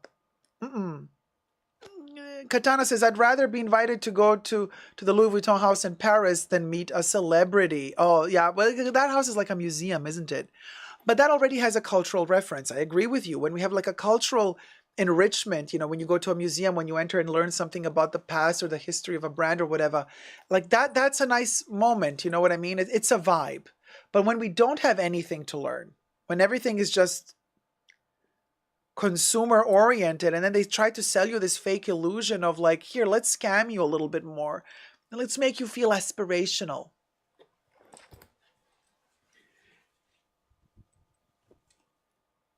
Get the aspirational merch, wear it to the luxury stores, and see what happens. The intelligent sales associates will get the joke. When you wear this and you go to Louis, you wear this, you go to Chanel, you wear this, you go to Hermes. And if the sales associate goes, and then you go, yes, we're in on the joke. If, on the other hand, the sales associate goes, you know, that pretty woman look from head to toe, you look at them with your aspirational shirt and you say, you just made a big mistake, major mistake. Julia Roberts, baby, pretty woman. We'll go. You know who you is. You know who you is. Just saying. Get your merch at www.superdacob.com.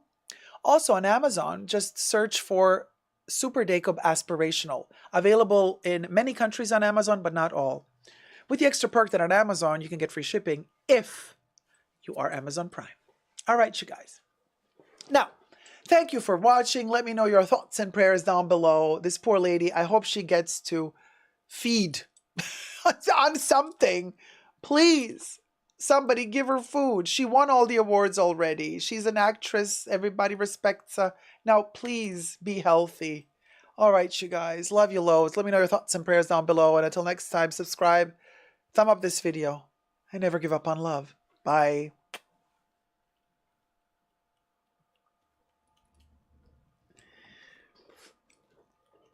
Peel her a grape, says Debbie. Right? 10 seconds of my life. How's it going? The one celebrity I'd like to see is J-Lo doing promo at a Coach outlet. Didn't she do that already?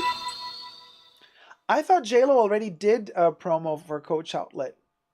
Oh, hey, Terry. I decided to stick around for a whole stream. Me and my husband are watching. He's really enjoying watching the stream. Oh, hey, hubby.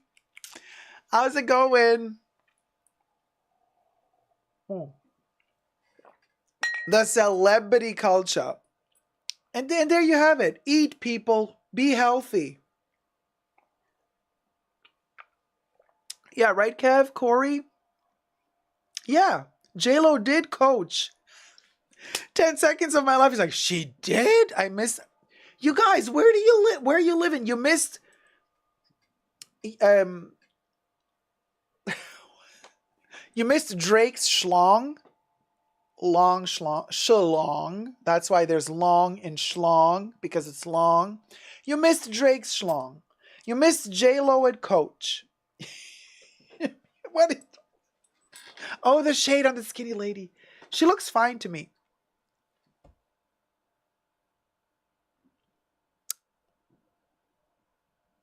I said it out of worrying and respect for the lady, not out of shade to the lady. Let's just be very clear here. You see, this is the thing. You can't say anything. Oh, Terry, thank you so much. Teresa says, he said to tell you he loves the aspirational shirt. Thank you, guys. Very kind of you. Thank you. And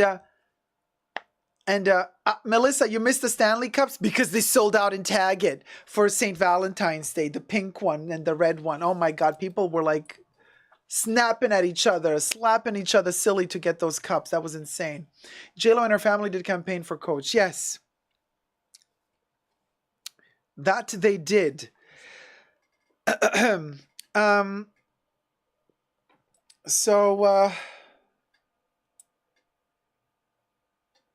right. Here I have one thing. I just want to read a comment that I got a couple of days ago. Oh, with love by Nicole. With love by Nicole donated $20. Is this a Terry Joe reference? Thank you so much, sweetie. Tippy, tippy, tippy, tippy, tippy. With love by Nicole. Skippy, skippy, skippy. Trippy, trippy, trippy. Is that a Terry Joe? Hit it.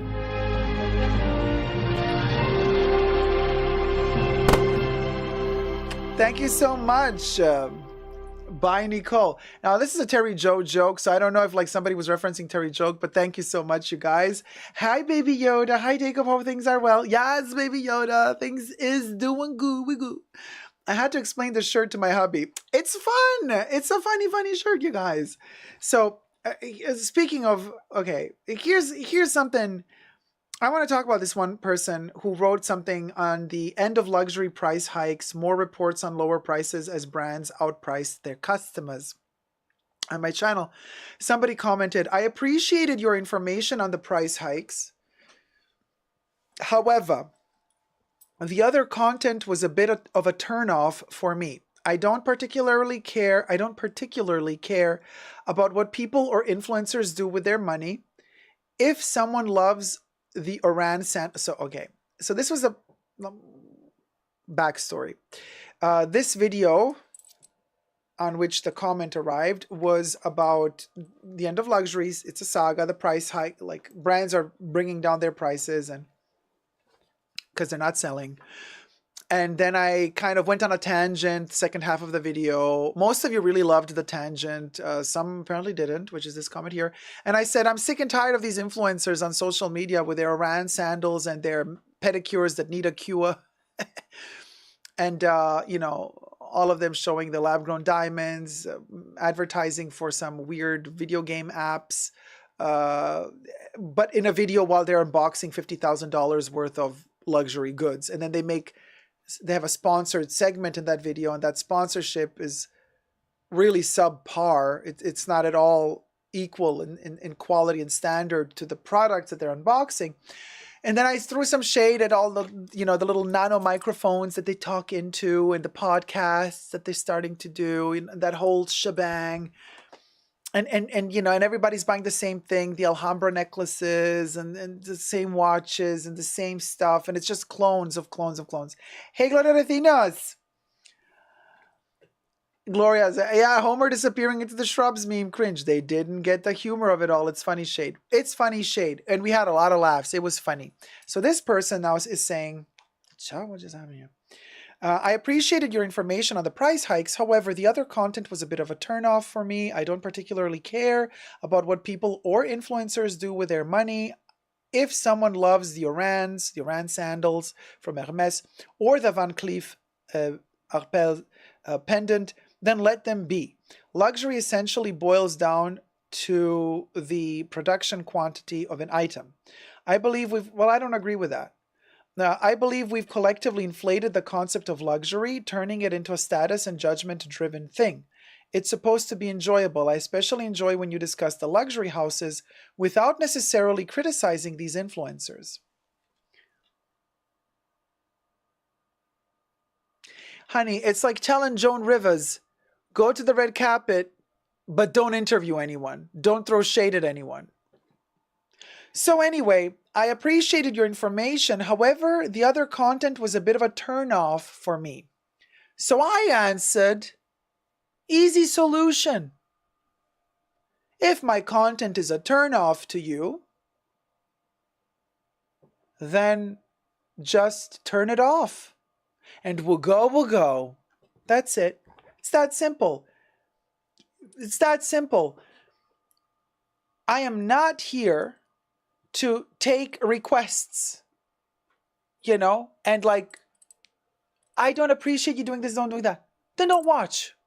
Then don't watch. Go watch the ones that are gonna lie to your face, that are gonna lie to your face in every single video they upload, telling ya everything is dandy, everything is fine. My world, everything is peaceful. I love the brands I represent. Just be advertiser friendly. Never have a negative opinion in your life. I don't want sycophants in my life. I don't want people who are dead inside in my life. I don't want people who do not have a sense of humor in my life. I don't want to be surrounded by people who take themselves too seriously. If you can't laugh about yourself and at the stupid, silly jokes that I make, if that's offensive to you, honey, you're not in the right place. This is not the place for you. You're that delicate. You're that delicate. Maybe we should put you, in an isolated little cabin in the middle of nowhere where there's no interaction with other human beings so that you never get offended. I do not take requests, especially not like this. You can be polite and kind, and you could say, for example, hey, Dacob, I'm really interested in a particular topic. If you ever get a chance, I would love to hear your opinion on something. This you can always ask. That's fine. That's polite. That's, you know how to curtsy. You know how to curtsy. But it's something totally different. Coming to my channel saying, I appreciate this part of the video, but it's a turn off for me and I particularly don't care when you go into that direction. I'm like, who asked you for your opinion, Miss Thing? Who asked you for your opinion? And if you have an opinion, and it's your opinion, maybe you keep it to yourself, or start your own YouTube channel. Start your own YouTube channel and start talking. Start sharing your opinion. Let's see how clean you can keep it. How far can you push it before you start getting criticism, before you start getting those comments rolling, the trolls, the haters? Let's see how you handle it. Let's see. Let's see how you handle it. Man, make a video, talk about me, say, oh my God, did you guys see that last video by Super Dacob? Oh, I hate his guts when he goes into that direction and blabbers on about influencers and little tiny microphones. I can't stand it. You think you're going to see me in your comment section writing, I don't particularly appreciate you writing these negative things about me. No, honey, I'm not going to do that. But I will make a response video. If you're ready for the challenge, that's fun. At least we have some interaction, some bouncing off each other back and forth. That's what social media is all about, honey. Ever learned anything from reality TV? Drama sells, baby. Drama sells. And not taking yourself too seriously is also fun. There you go. Linda says, listen to Linda. Linda says, Dacob, you're a half creative genius, half comedian. Love it. My love. Thank you. But also, Leah says, my favorite type of content. Thank you, Dacob, for saying as it is. That's why we love you. I love you too, guys. Exactly, Laura C. Simple. Just don't watch if you don't want to write. Melissa says, oh, please. Someone told me my new $7,000 purse looked like Sam Smith in bondage. We laughed our butts off together. She's not wrong. Oh my God, Melissa, that is hilarious. Your $7,000 purse looked like Sam Smith in bondage. This is the chat that takes the cake. Ellie donated $20. Thank you, Ellie. I had a wonderful time today. Thank you, Dacob. We love you. You make me laugh when you say you understand. You understand. You understand the tippy tip. You understand the tippy tip. You understand the tippy tip. And you say it with a whip and crop. Hit it, Bubbly.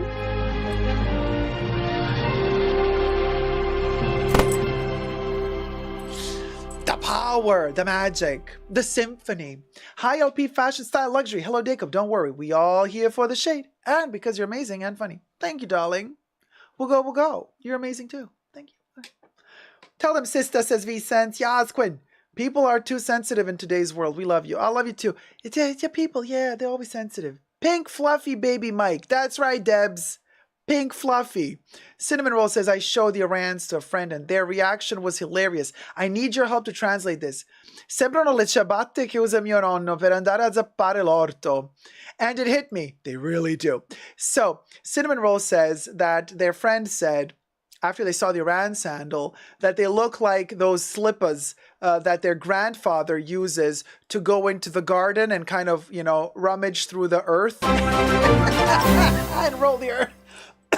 Oh, Tick Complex or Tip Complex donated $20. Hey Dacob, this live is giving me life. Thanks for your time and energy. Thank you so much, sweetie. Thank you, Tick Complex. Hit a ticky, ticky, ticky, ticky, ticky, ticky, hit it, bubbly.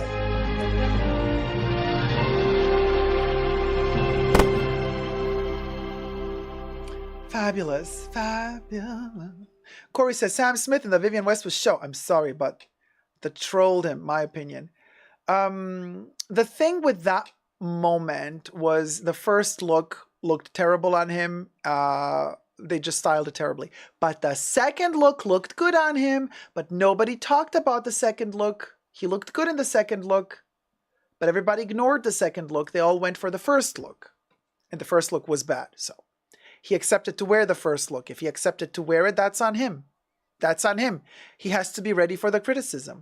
Eleonora says, there is a special place in hell for those people who give negative thoughts without being invited to. Personally, I have been forcing myself to keep my mouth shut my whole life in this world. Well, that you're going to get an ulcer. You got to let it go. You can't keep it all bottled inside, Eleonora. That's also not healthy, You got to find some outlet, some form of outlet. Baby Yoda asks, do I like Yeezys? The sneakers? I mean, I wear them. Some models from years ago. Not the modern stuff. Vicent says, breaking news. RuPaul steps down as host from Drag Race Down Under. I guess RuPaul has been watching my show. And RuPaul is like, oh my God, Dacob is right. It is a penal colony. Am I in danger if I go there? And so he gave up. Allegedly. Hi, Soleil. How's it going? I joined late, but I made it. Hey, sweetie. 5-0. How's it going, sweetie? Hi, Dacob. Hi, everyone. Just woke up. Good morning.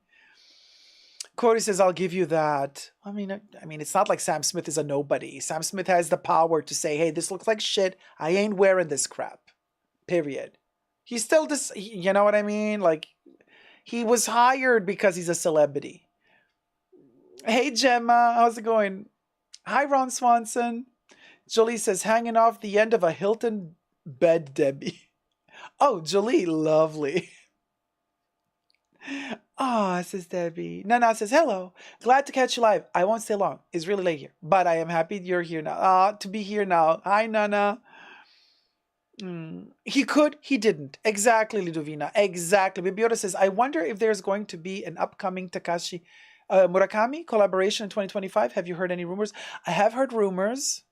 I did not hear rumors about the year, but they've been talking about Takashi Murakami since even before the second collab of Yayoi Kusama. So I've been like, well, we'll go.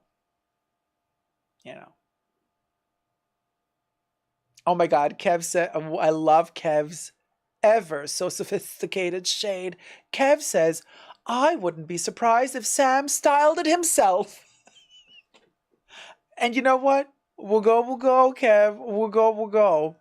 Hi, Lexi. Hello, Dacob. Love your live. Do you like Pauline bags? Hey, sweetie. I've talked about Pauline bags in a video of mine months ago. I don't own any. So let's just say I did not think it warranted a purchase yet from me, but I do respect them for the quality that people say that they have. Let's just leave it at that for now. But I don't own any. So. Celebrity. Exactly, Ron Swanson. Celebrity. Hey, DK, interesting to hear from you about current Vivienne Westwood era without Vivienne herself. Strangely, I find that everything goes better than last 6 years. Speaking about clothes aesthetics, campaigns, model choices, etc. I told you, in the review of the Vivienne Westwood gold label Andres Crontala show, he's always been designing gold labels since the 90s, you guys. Nothing new. He knows Vivienne, so gold label works. Vivienne is also okay. I miss the political aspect, the slogans, like I'm wearing, this is Vivienne. This is old school classic Vivienne. The Climate Revolution shirt, sash, it's cut in the back. It's a squiggle shirt. It has these like bits underneath. Am I sweaty? No, I'm not. I'm like, do I have a sweat stain? No, I don't. Thank you very much. There's one of Fashion File that looks questionable. Oh, we're talking about baglets? Vicens says, did you see the interview with Pharrell and Mark? Yes, Vicens, I did, and I talked about it briefly 2 live streams ago. Very cringe. Very, very cringe interview. This is like, you know what I'm saying? Especially the part when Pharrell started saying, I took inspiration from butter. When he said, it's like, I didn't know that Louis was going to ask me to become the artistic director, but I kind of felt it in my bones. I felt something was changing, so I decided not to renew my contract with Chanel. You understand? And I'm like, yeah, what? And you're making it sound like you didn't. Girl, are you just trying to save face in front of Chanel? You don't want Chanel to think that you didn't want to renew your brand ambassador contract with them because you knew something was coming from. Girl, don't even get me. Oh my God, I can't with Pharrell and his and that whole interview. And I mean, I don't know what was wrong with Mark. Mark was like, please stop licking my ass. You know what I mean? He's like, oh, okay. He's like, oh, okay. And Pharrell is like, Mark. And Mark is like, okay. Like, how long is this interview gonna? 1 hour to go? At a certain point, Mark is like, please, we got to stop the praising. Can we talk about something else? Travesty. And then he's like, but he got all horny when he heard that Pharrell is buying a house in Paris. He's like, oh, where are you buying the house? And Pharrell is like, in the 7th arrondissement. He's like, oh, what street? It's like he was high on something, Mark. Like he didn't get it. And then he froze. He realized there's a camera in the room filming. And he's like, no, I mean, no, don't say it. No, don't say it because we're filming. You got to keep your life private. I was like, oh my God. Who let her out of the room? Nurse, she's out. Take her and her little ballerina slippolets back into her bed. Come on. Off you go. Ballerina slippers. Come on. The pill is waiting for you in the bedroom. What a moment. Baby Yoda loves the Pharrell audio cliplets. Corey says it was so uncomfortable. I know, it was hilarious, but cringe like sad. Say it again, Dexter. Arrondissement. Arrondissement. And Cecilia says, oh my God, you're hilarious. Spitting my drink. Cecilia, not in my direction. Unless it's alcohol, in which case it's fine because the germs are all dead, allegedly. So it's okay. We'll go. I'm laughing so much this live stream with love. Yes, Quinn. You're my people. You get the jokes. People, can you believe some people listen to me and they literally, they get offended. I'm like, how can you get offended? I don't mean any ill will. I'm just, satire, acid Betty. You know what I mean? I'm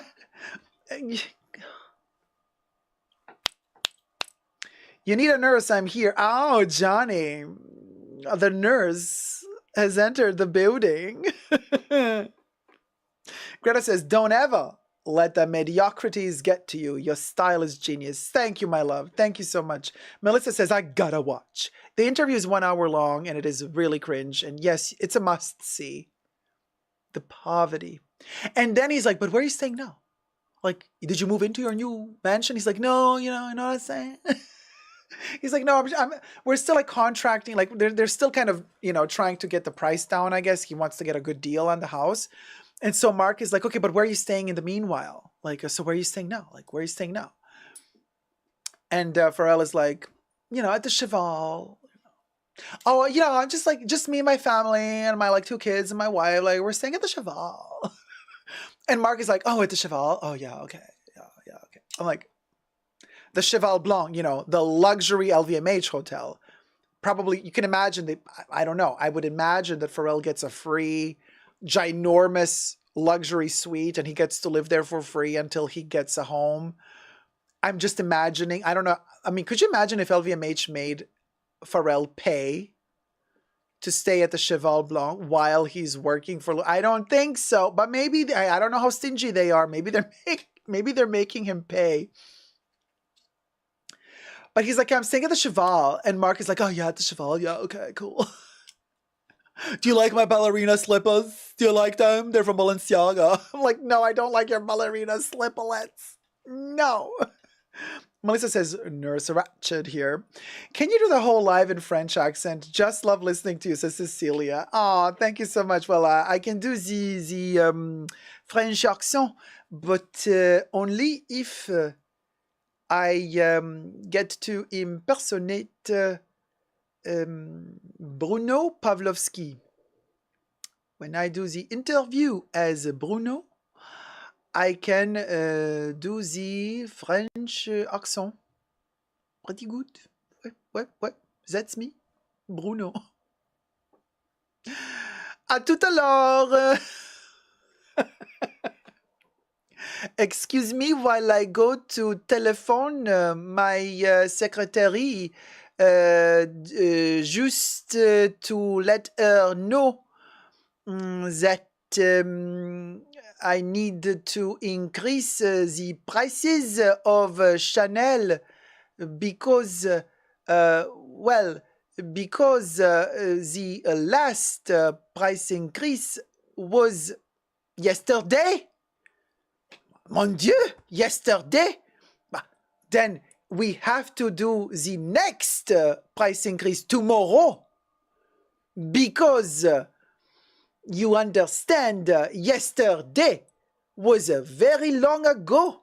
Tomorrow, it's a long time without a price increase. 24 hours without a price increase, mon Dieu. No, we cannot do that. Alors, let me call my secretary because we have to increase the prices. I will be back soon. À tout à l'heure. No, that was not Bernard. That was Bruno. Patricia, yeah, for Chanel. My go-to accent is Russian, not quite as romantic, says Melissa. Well, Debbie says, beaucoup de D. Debbie, you went there. Eleonora says, I'm French and I'm offended. Bad. Eleonora, it's over. The jig is up. DK says, I'm French and I'm living. Thank you, DK. Isla is unalived. Penny says, lol. Greta says, lol. Shitza says, did someone record this? No, I don't think anybody recorded it. Shitzus is like, did someone record that? Hey Johnny Woo, how's it going? How's it going, y'all? How's it going? Well, anyway. Oh, Debbie, you recorded it? What the hell? How do you know when to start recording? Look at Debbie. Her timing, always perfect. Hey, Miss Nicole. And lol for the archives. Right, Shitsis? No, yeah. No, Debbie. Oh, you didn't record it? Damn. I can cut it out from the live stream, maybe. I'm slow at reading. Okay. Pardonnez-moi. Vincent says, I'm Bulgarian and I Americanize my accent. I wish I sounded French like Mama D. Well, you know, we can sound anyway. I can do the Irish accent. The Irish people always get so offended every single time I try to do it because they just do not like me speaking with an Irish accent. A couple of people actually do, but a lot of them don't. They just do not like it. Except for Audrey, but Audrey's not Irish. Audrey is not Irish. Yes, I can. And I am. And I am. Isla's like, no, you can't. Yes, I can. And I'm doing it. I'm doing it right now.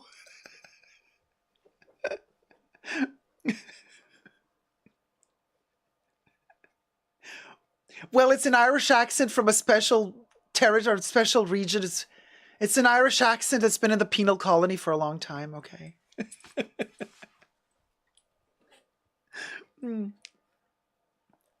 Yeah. Don't judge the victim. Don't blame the victim. Blame the game. Blame the game. Oh, there you go. Patricia says, I do, but I'm Irish American and you sound like my aunt. Is Scottish meaner than Irish? No, none of them are mean. Scottish has more of the r, you know, the r, and a sharper r, while the Irish is r, very rolled. So there's that. So it sounds a bit more precise. But Scottish is really beautiful. I love the sound of Scottish. Bubbles is Scottish, says Kev. Exactly. Exactly. Thank you, Greta. Greta says that's a perfect Irish accent. Thank you. Potato, not on the nose at all, Ron Swanson. Potato. Dacob, have you ever asked or put attention on your audience how international are getting? From what countries are people watching you? Oh, I can see all that in my YouTube statistics. I have the demographics. I have the numbers. I have the intel. I have the truth.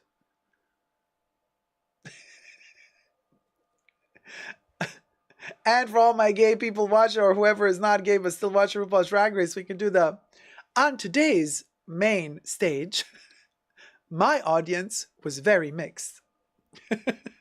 Anytime I try an accent of Oklahoma Southern drawl, just gets worse. Oh, yeehaw! Well, that's more Texas.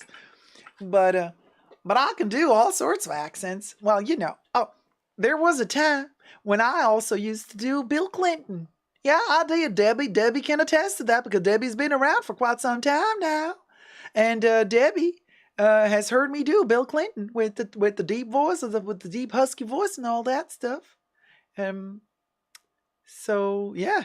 No, I did not watch French Drag Race. Truth be told, I stopped watching RuPaul's Drag Race a while ago. It just became really boring to me.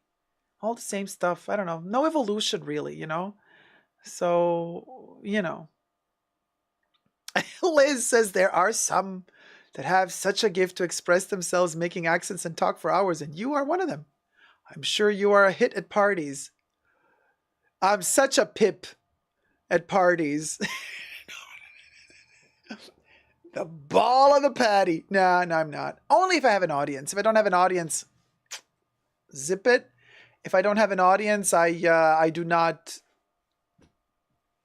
expand. I retract.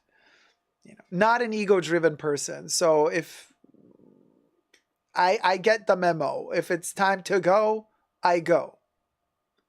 Speaking of, I would like to say thank you after I increased the prices of Chanel.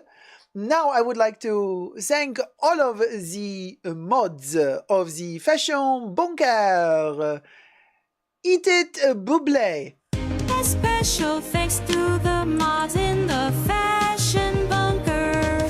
Thanks to Debbie, Jesus, Audriation, Nicole, Kebs, and Gloria. Bubbles loves you. Thank you, mods, for keeping us safe. Thank you very much. Tomorrow, when you wake up, the Chanel prices will be higher. You're welcome. New prices.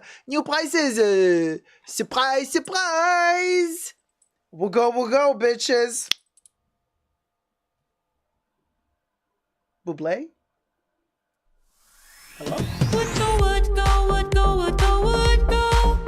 Would go, would go, would go, would go, would go, would go, would go, would go, would go, would go, would go.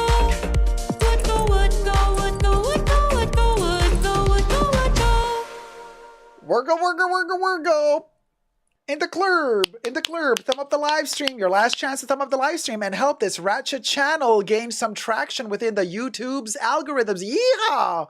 Without the thumbs up, we don't get to live on YouTube. It's mighty important if you do thumb up the live stream. And until then, I want to say I'm living ferret. I'm living for your thumbs up. Hit it, Buble. I'm living ferret, living ferret.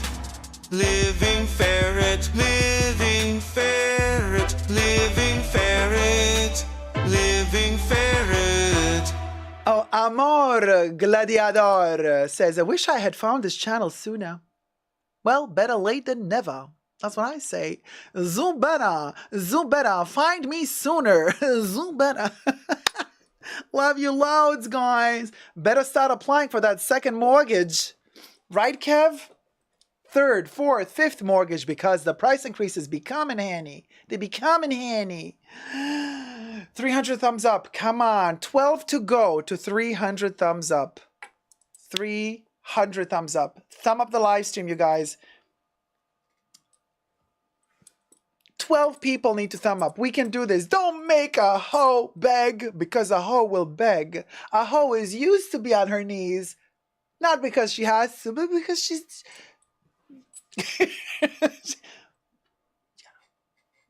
she enjoys it from time to time. So let's hear it for the two more to go. What will go? We'll go. Yeah? 2 more to go. Come on, thumb up the live stream, you ratchet people. Let's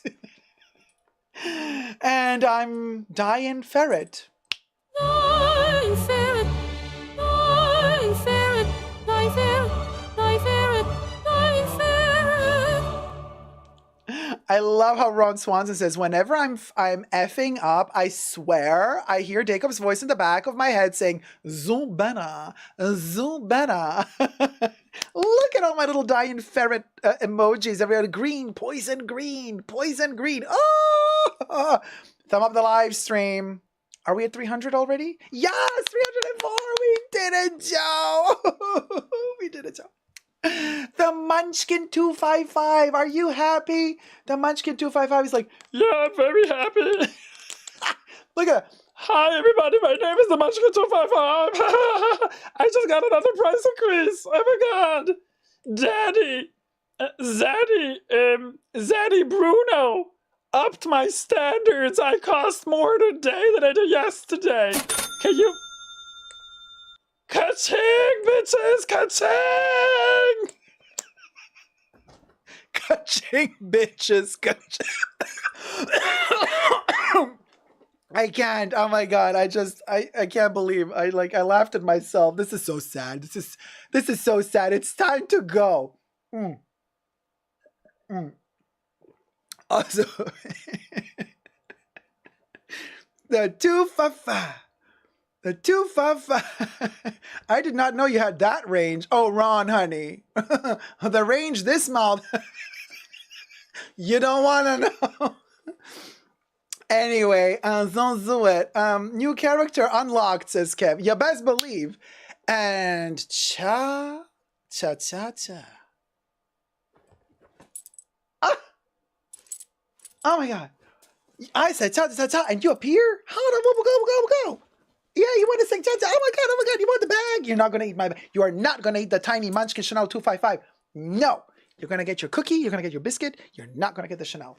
That's right. You're going to be a good baby Yoda. You're going to be a good baby Yoda, and you're not going to eat the Chanel 255. The Munchkin 255. No. Mm-mm.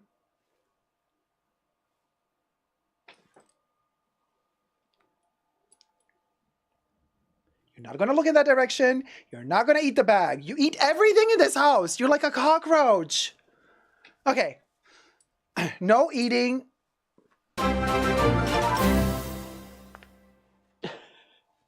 Yay! Crazy Kit Lado donated $10. Thank you for the live.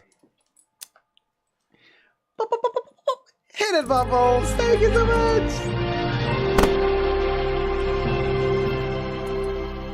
Yay, Baby Yoda. Yay. Okay. Thank you so much, Crazy Cat Lady Show. And now, cha-cha-cha-cha.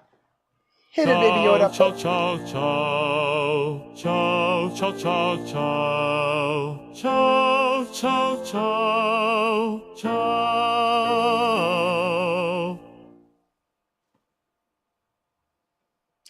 Are you going to be a good little alien? Okay. Well, then, in that case, I have a pizza waiting for you. Ah, yeah, it's over there. Go. Well, that's our show. Baby Yoda's going to go eat. And before he starts burping and pooping all over the place, I got to... Yes, he's 50 years old, but I still got to take him to the loo every time. And I say, Baby Yoda, here. You poop here. Not everywhere else in the house. You're not a pigeon. You're not a parakeet. Control yourself. You can't expel, He's not potty trained, okay? We're working on it. The problem is, whatever he eats, it comes out the same way it went in. He doesn't really digest anything. Bizarre. That's why every time he eats like a bear or something, it just comes out again the same way it went in. Anyway, you guys, love you loads. Hope to see you very, very soon. Again, in a new live stream. And until then, I'm posting videos every day. So go check those out if you want another laugh moment. There you go. Thank you, Debbie. Yes, the cloaca. There you good. Good. Laura C says, Dacob, great live. Thank you so much. Thank you. Yes, Kev, you got to pick up those bear pots. Ron says, takes half a century to potty train him. Those baby Yodas. Yes, it does. Terry, have a great rest of your week, everyone. Great stream. See everyone Saturday. Bye. Love you loads, guys. Take care. Thank you so much for your love and support. Thank you for spending time with me, laughing, crying, getting angry, getting busy, zipping it and zooing it. All right? Love you loads. Have a wonderful rest of your week. And, if everything will go, will go. I will see you sooner than later. Love ya. Never give up on love. Bye.